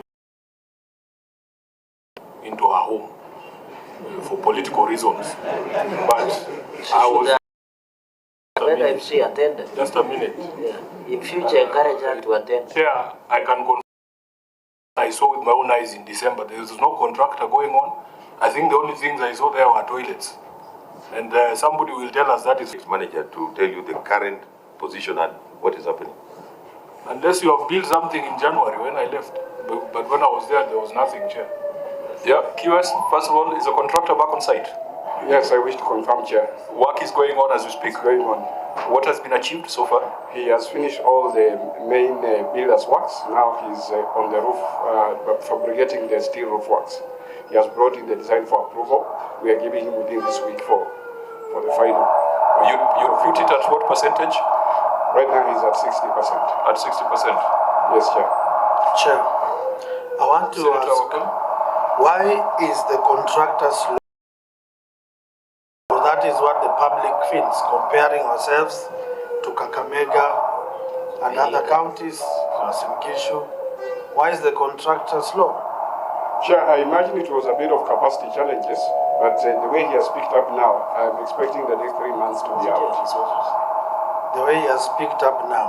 Yes. So you picked a contractor that did not have a capacity? We follow the documentation, and we do also the But that check. goes back to due diligence, Chair. Chair, let me help my QS. That's a big challenge that we're having in the counties. Where you get contractors, documentation is perfect. They even give you financial statements that show that they have money. Just the way our people do when you want to go to the US, you go and get a bank statement from somebody, produce it, then you don't, then immediately you go. Chair, please, Governor, through the chair, you know the Americans are watching. You want our people not to be going to America. Because unatoboa sira ya Wakenya, which is dangerous. Yeah, nyumba. Can you use a better example, Chair? And you know Senator Sifuna is a friend of the Americans nowadays. So, anatoboa sira. Or if you want to go to Uganda, what the point I was making is that we have a lot of challenges where the contractors are not presenting the correct position. Because you realize, and my roads engineer is here, somebody presents very good documentation, but unless he's paid, he can't move. Unless you pay him, he just waits. So we must look for another way of identifying the real capacity of the contractors. Because this contractor came, the documents looked well, and he looked like he can perform. But then he has had a lot of challenges, and that's why we are where we are. We would be where Kirinyaga is, where Migori is, where Embu is. Since almost every county has an issue under KIPES, or every county that has appeared before us, maybe we might, as a committee, call for some special audit on KIPES across the country, because it's not yet time for a performance audit. They've not started functioning. So we can keep this in view, because they have confirmed that the contractor is on site, and so Senator Chirandi? Maybe, Governor, there are some of your colleagues who have appeared here and they sometimes feel that KIPES is not necessary. What will be the value addition to the business and farmers and the people through the chair and the people of Bungoma? Is this necessary? Will it do some change around? Because some of your colleagues are arguing that they were never consulted, the designs were poorly done, like in Makueni and other areas. Maybe just, Chair, in 30 seconds, you can tell us whether this aggregation park is a necessity in Bungoma, and whether there will be value addition on which type of goods that these KIPES will provide to the people. I think we did agree in COG that they were necessary in all the places, that governors, most governors were lodging them. So when you turn around and say now it doesn't add value, I think it's double speak. But I think for Bungoma, we're going to have value addition. Let's look at what informed the whole concept of the KIPES, value addition, aggregation. I know where Senator Sifuna's side comes from there. The bananas that your mom is growing and the neighbors would be aggregated in Sangalo, and also ones from Mount Elgon and all that. So instead of Kungangana Sana, we have warehouses that are going to be there, coolers that are going to be there. So it's going to add value, in my opinion. Thank you. Chairs, through you. Senator? As you come from Bungoma to Atuebuye, there is a facility that was constructed by the local government at that time, purported to be horticultural cooling stuff. When you pass there, the place is like a defunct ruin. Even the women who don't have where to put their goods can never step there. And yet it is a well-built facility. That shows us that unless we are careful and determined to do value addition, those coolers in Sangalo might never be seen by anyone and might degenerate faster than the ones on the highway to Nairobi. So I hope and pray, my governor, that we motivate our farmers to make use of those facilities. Otherwise, that structure on the way at Matisi is a key study of big projects that can be shameful to the sight of the taxpayer. Thank you. I agree. Governor, I don't know what assurance you can give the people of Bungoma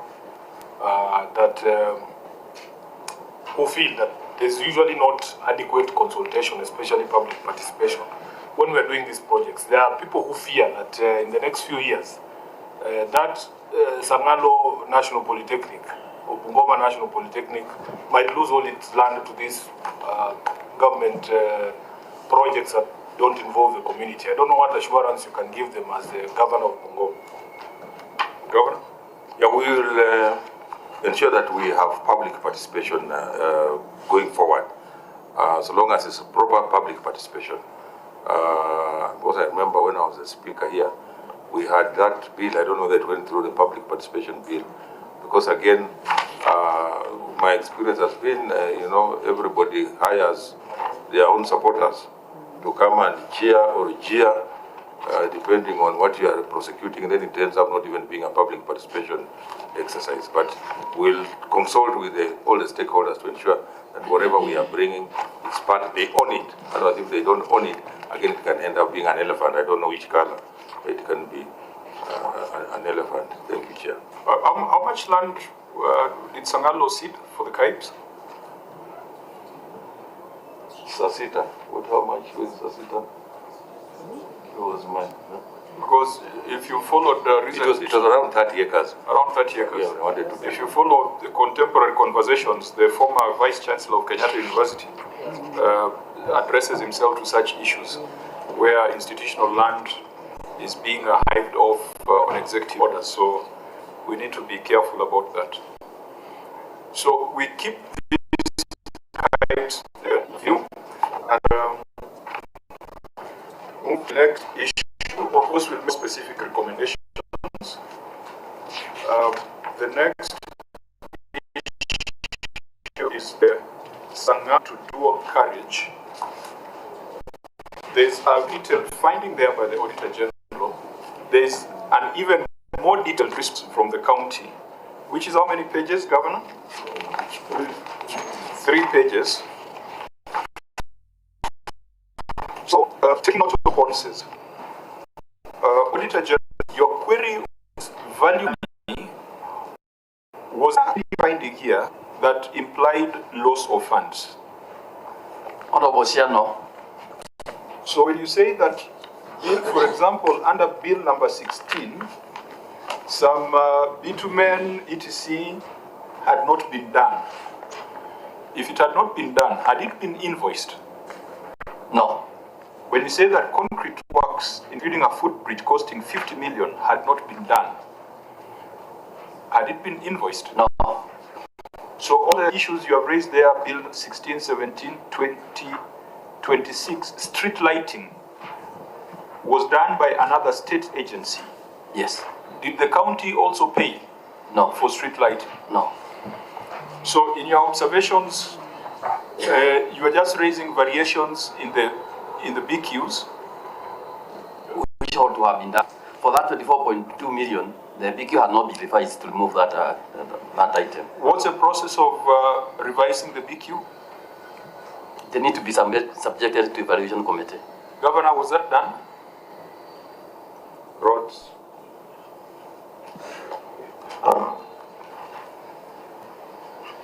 Thank you. Through the chair, we did not revise the BQ because the contract already lapsed. The contract lapsed in 2022, and the street lights done by the national government was done in 2024. If you're supposed to do a bridge at 50 million and it wasn't done, are you just going to say, fine, it wasn't done, so there's no need to revise anything? Chair, in our initial variation, the footbridge was removed from the contract. Yes, I think that's a process that we are talking about. Yes.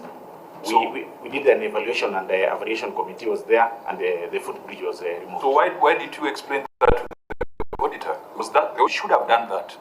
You didn't demonstrate that you did it when it came for the audit.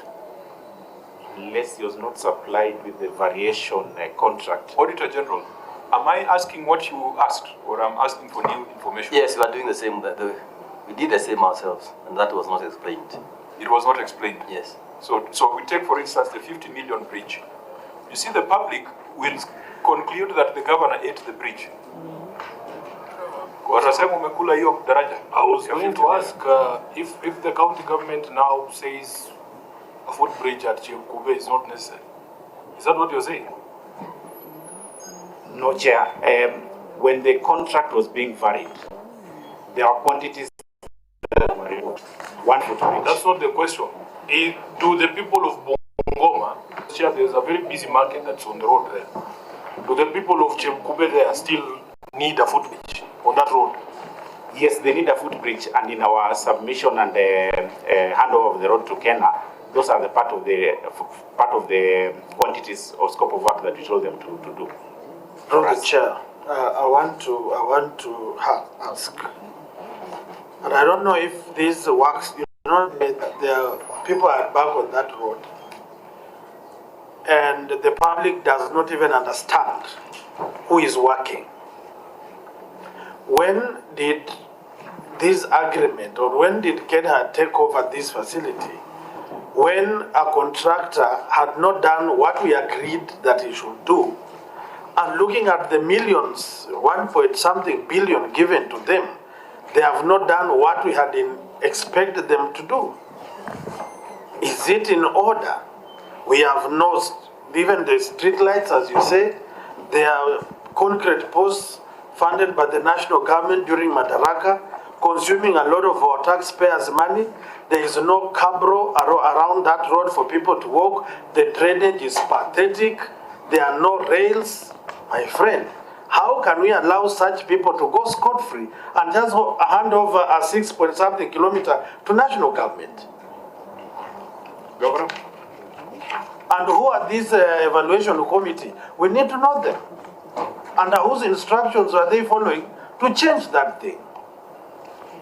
Probably, Chair, that's put in context. When we inherited that road, when we came in, we found a huge pending bill. Most of the works that were done had not been paid. So what we did is to first of all pay for the works done before we then give them instructions to do work that they are ought to do. So for example, they had not done the second layer, but we had not even paid for the first layer. We cannot tell them to do a footbridge, and we have not even paid for the first layer. Because when they do work, we measure, then pay. Do work, we measure, then pay. So most of the works, even right now, certificate number 8, 9, and 10 has not been paid. Through the chair. So last year, that road had manholes protruding on the road. Manholes or potholes? Manholes, and at some point, potholes. So there was a collabo between manholes and potholes. And at some point, those manuals were flattened and people started marking that road. The public rose up against and asked, why are you marking the road and yet part of the work has not been done? That exercise stopped. Today, they are now recapitulating with a thin layer of what we call kokoto.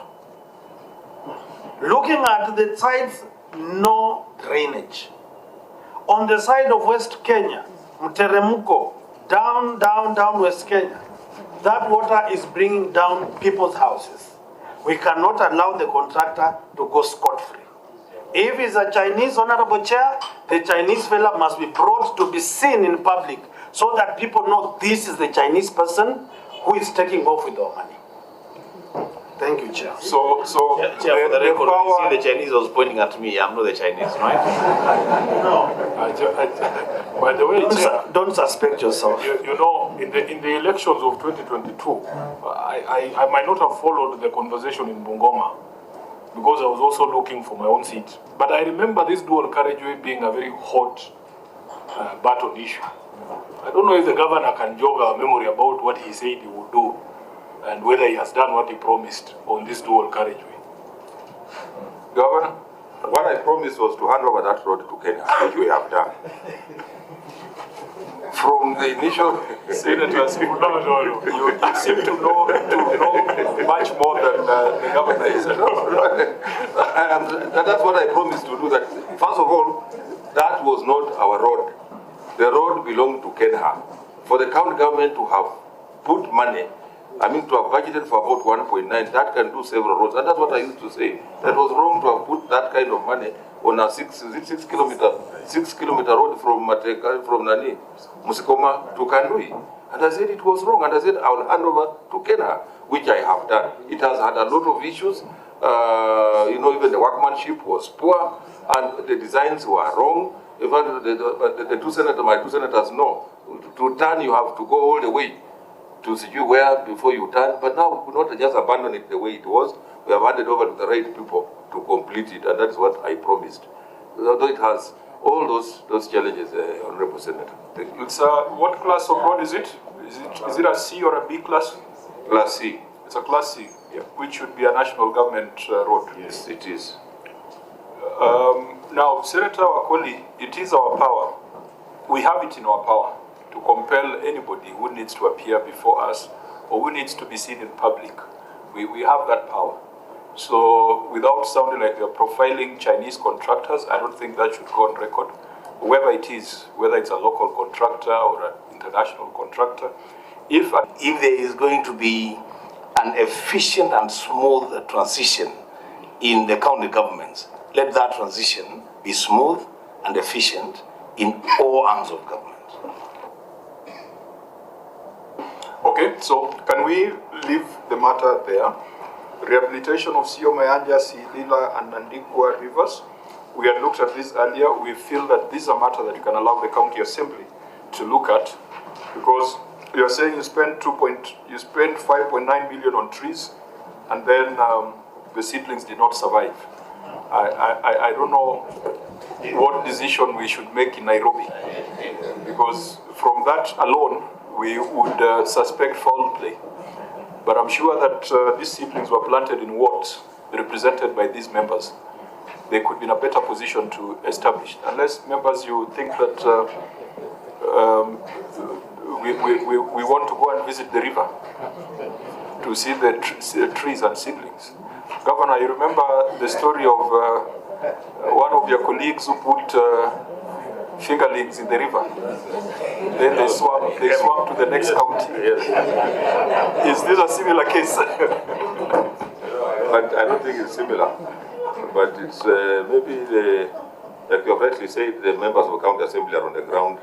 The committee can find out exactly what happened. It's also possible you can plant seedlings and they fail. It's also true. It can happen, but let's establish the truth. Okay, County Public Service Board officers, we have demonstrated that your County Public Service Board is not doing a great job. You're putting up an office for them. Is this work in progress? Yes, that is work in progress. What percentage so far? wrong. What percentage? Huh? 37%. Oh, sorry. Is contract on site? That's it. Is a contract on site? Is not on site. When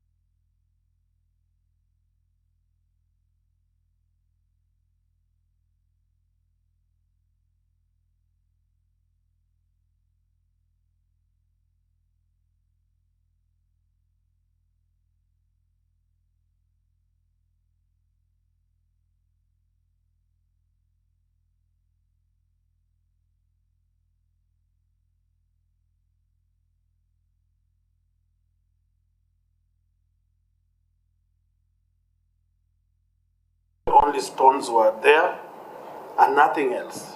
The other school, he had built one side of the wall, and the connection between the wall he created was with another old wall and left it at the lintel.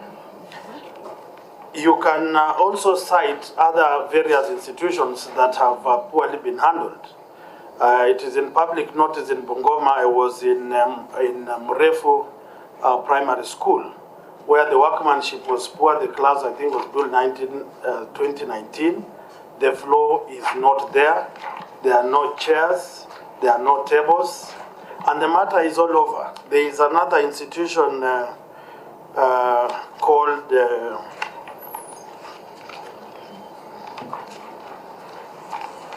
and many others. I don't want to be devil because my good governor knows. There are many unfinished classes for ECD in Bungoma. In Sivakala Vocational Center as well, because this is a ministerial matter. So this is just a tip of the iceberg. And what we are asking the county government of Bungoma is those contractors that have been given ECD classes to construct, they ought to do a good job. Do a proper class, a proper flow, do proper power connectivity, do a toilet for those children, and now that we are giving porridge, do a kitchen. These places are not safe for our children.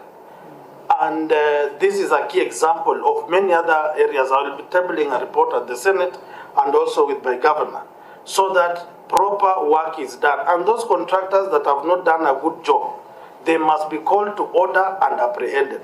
Those ones who received money and they have not worked, the same must be done.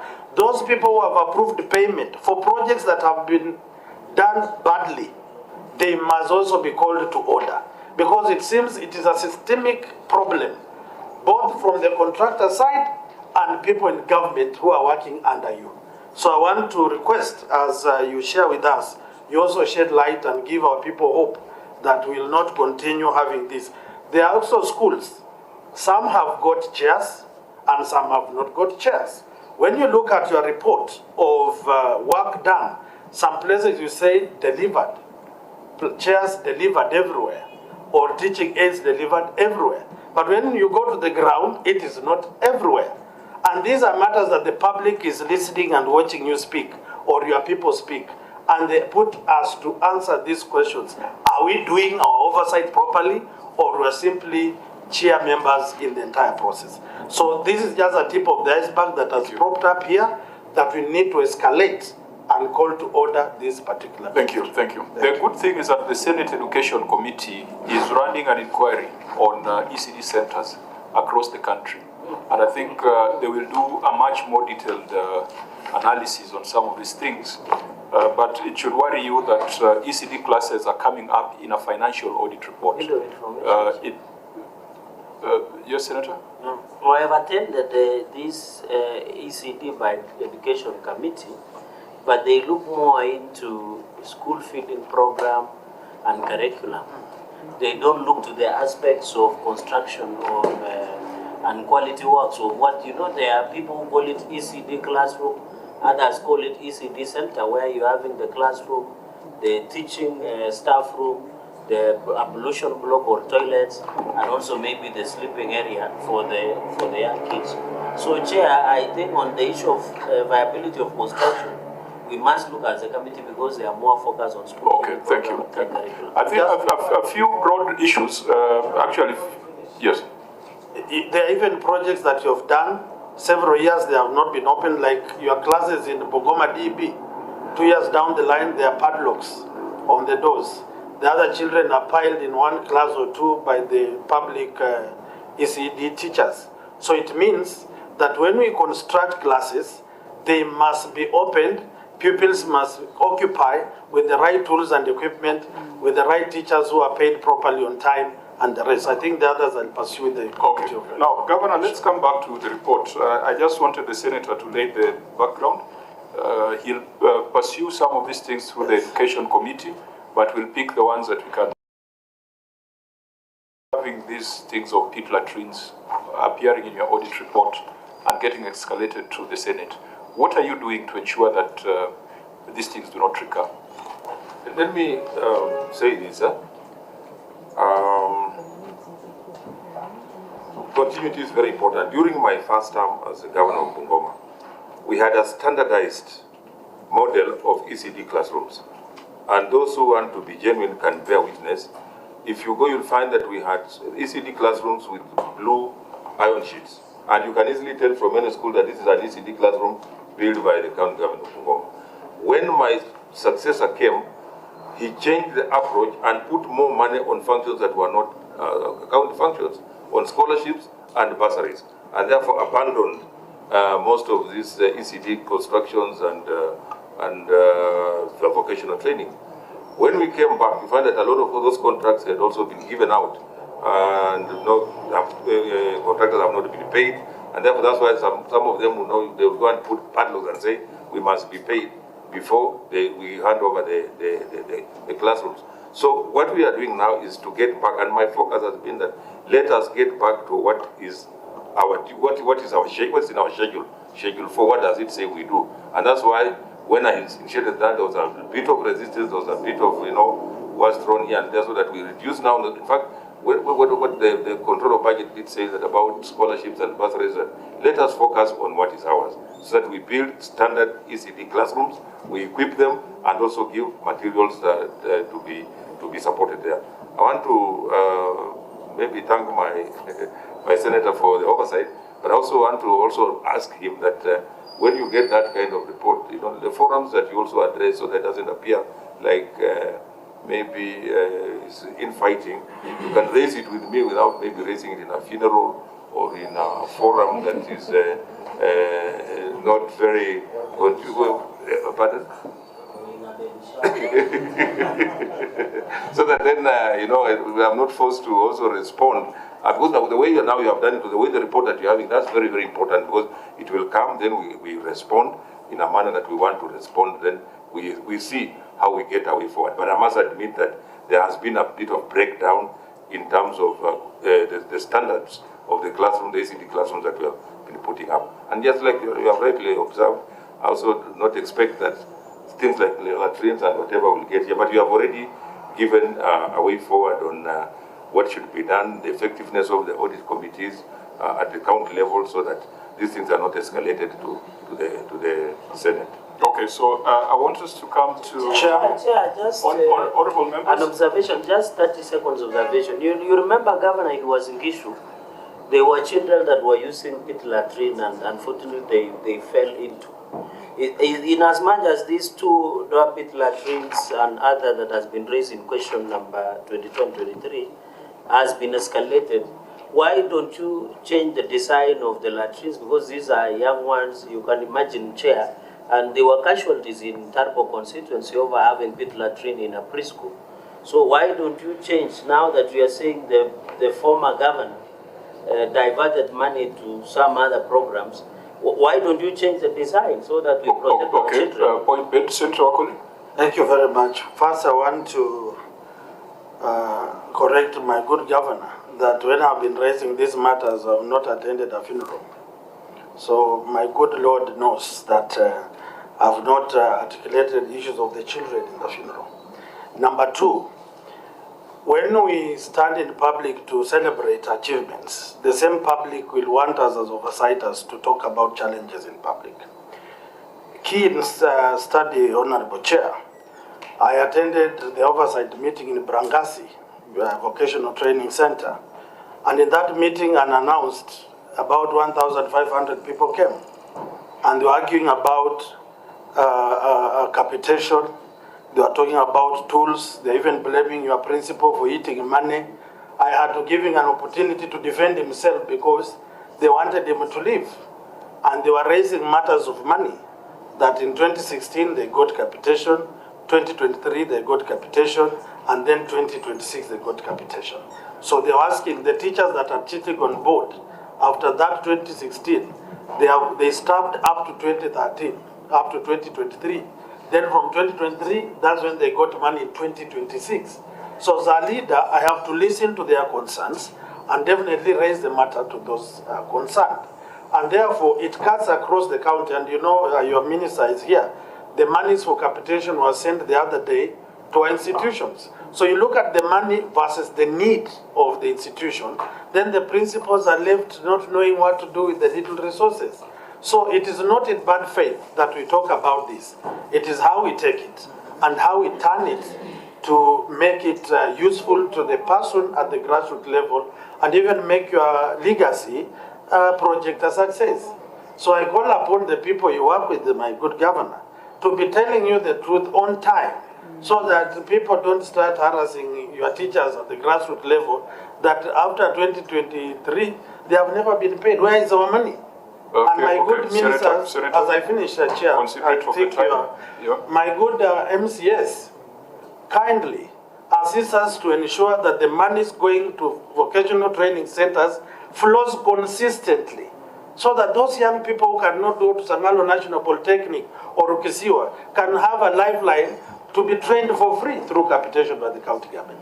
Thank you. Thank you, Senator. Now, we will finalize by just, again, addressing where the problem lies.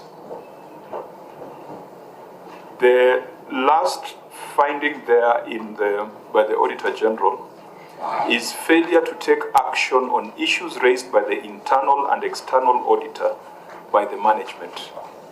Feedback is a very powerful mechanism, Governor.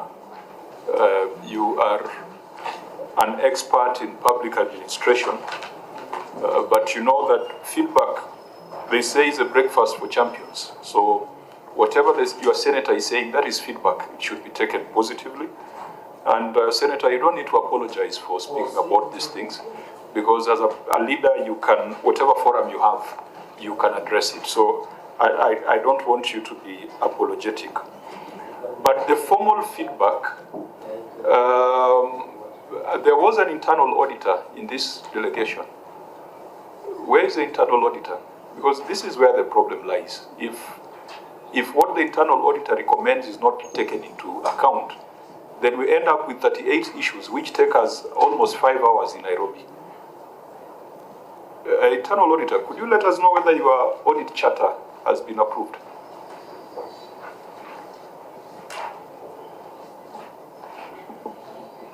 Yes, Chair, my internal audit charter is approved. When did your audit committee last sit to look at your report? They sat in November last year, 2025. In November last year? Yes. Since the Auditor General laid their reports, as the audit committee sat just to take note of the external audit report? They have not sat. Is one I've given them a notice to sit next week. What should be the ideal situation? But now that the Auditor General has laid the report, you know the governor is coming to the Senate. Shouldn't you cause a meeting to happen before? Yeah, we should have called the meeting, but there was a delay because of some of the audit committee, they don't reside in Bungoma, and calling them without finances, sometimes it's a problem to them to come and attend the meetings. So, Governor, if you make that work, if you make that process work, you wouldn't sit in the Senate for 5 hours, because you have seen half of the things here are things that could have been resolved if there was keenness on the part of your team, and if the recommendations of the internal auditors and external auditors were implemented. We hope that if you put in place the right mechanisms, your next report will be dealing more with policy issues rather than pit latrines and seedlings that have been washed away by the rivers. We have not been able to go into details on the receipt of revenue statement, but we take note that you have made a detailed response in writing. We will analyze that response. Earlier on, we saw that you had some slight growth in on-source revenue, even though 960 million of your revenue is coming from hospitals. That is not healthy, because if you take away the hospital fees, assuming we implement FIF properly, then you'll have very little money, you'll have very little revenue. So we'll analyze your written responses and make recommendations, which then will invite you again in about 60 or 90 days to follow up on how far you have implemented those recommendations. But it should worry you that 960 million of your revenue, is it 960? Chief Officer, 960 million? Yes, Chair. Out of a total of 1.4? 1.2. 1. No, it can't be 1.2. It's the OSR is 671. Then the other one is 960. It should worry you, Governor, if more than half of your revenue is coming from hospitals, because your total receipt was 1.4 billion, out of which 960 billion came from hospitals. So only 400 million came from productive activities. We have asked the Parliamentary Budget Office to do an analysis, stream by stream, because since you moved to accrual, we did get comparative figures. So we'll do a stream by stream analysis and point out the streams where there could be a fall in revenue collection. Now, unless there is any other observation, Senator Wakoli. Thank you, Chair. I have a question to ask our good lady who is in charge of audit. You have boldly said that many of your members don't come from Bungoma, and also logistics, fare, and all that. What does that say? I thought the county government facilitates you to work. So why is it that you can, before your boss and Kenyan, say what you've said? Internal Auditor? Thank you, Chair. I've not said that they are not facilitated, but for this period, there was that issue 50% that the budget has not been uploaded, and so the county could not access any money for them. Then our chair comes from Nairobi, other members come from Mombasa. So you see, you cannot call them when there's no facilitation for them to come and attend the meetings. But I've called the meeting, they'll be coming next week to deliberate on the issues that are on the table. So, Chair, as Senator Bungoma, I think I should recommend that we need people who are accessible, people who can sacrifice, so that my county get results and value for money. think it was the first question we put to the governor when we asked him whether the audit committee was useful. And Governor, you can clearly see that the institutions that are supposed to help you are not helping you. Ideally, your audit committee ought to have convened before you came here, because they ought to have convened to look at the report of the Auditor General, make recommendations, and even help your team in addressing them. So if it's going to meet after this session, then it will not be very useful to you. So I guess that's the assurance that Senator Wakoli is looking for, and we also want to emphasize that your audit committee should be a tool that you use to improve your operations, improve your systems, improve your controls. It is not just a job for the boys. Governor? Chair, you know, there were maybe a point of clarification. They actually come from Bungoma, but they don't reside in Bungoma. And also competitively sourced.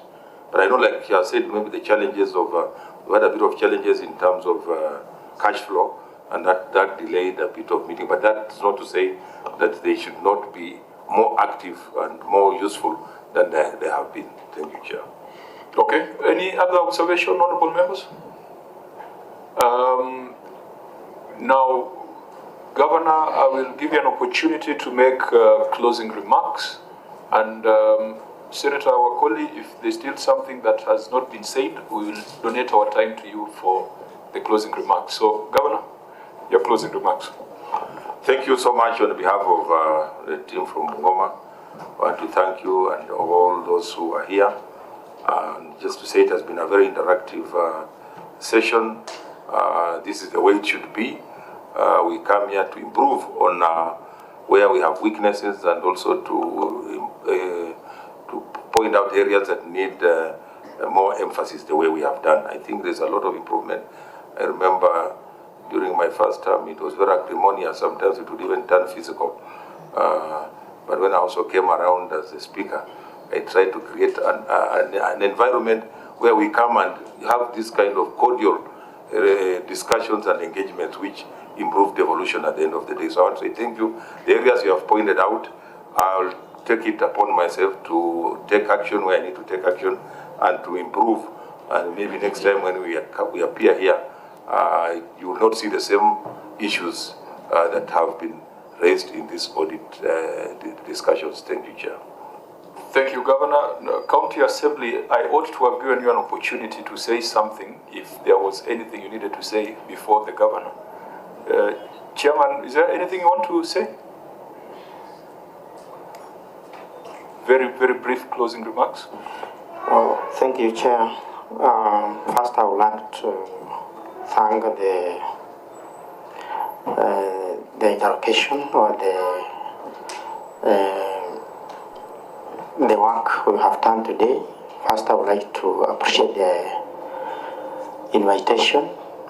We, as the County Assembly, I would like to request our Honorable Governor that you make sure that your CCM and Chief Officers actually be providing information in case the auditors request. You know, there are some simple issues that have been mentioned here. Such issues could have actually been solved at the county level. They could not have escalated up to this level. To Honorable Chair, with our reports, we have actually done, and after adoption by the County Assembly on the floor, we shall also make sure that we share. We are going to come up with proper recommendations. And I also urge the executive that in all circumstances actually be taking serious with the recommendations that we normally do at our County Assembly. Let them implement the way we normally come up with those recommendations. Thank you, Chair. Thank you, Chair, Honorable Member. We are impressed that you have made progress on the report. That's how it should be.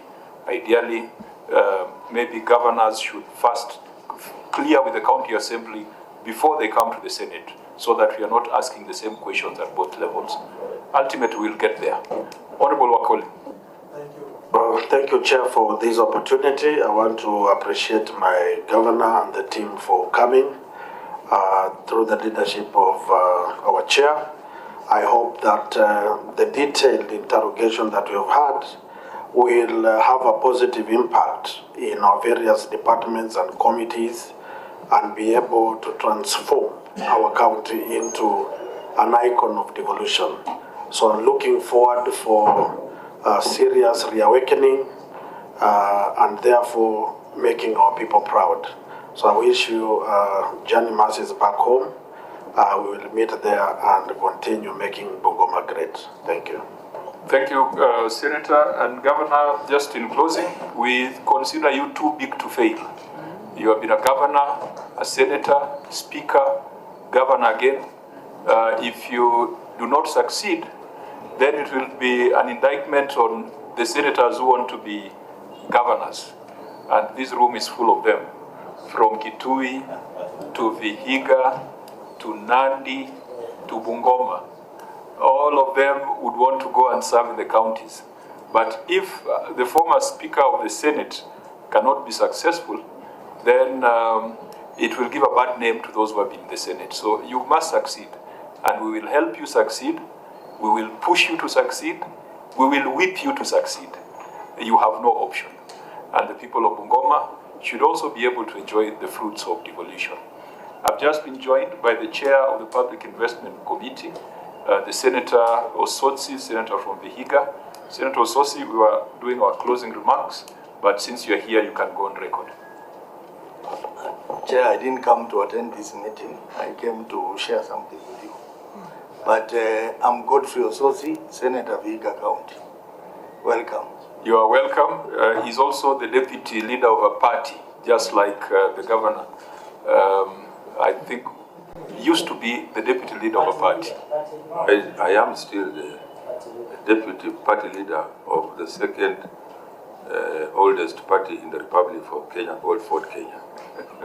Now I need to close this meeting before we go further. The meeting is adjourned.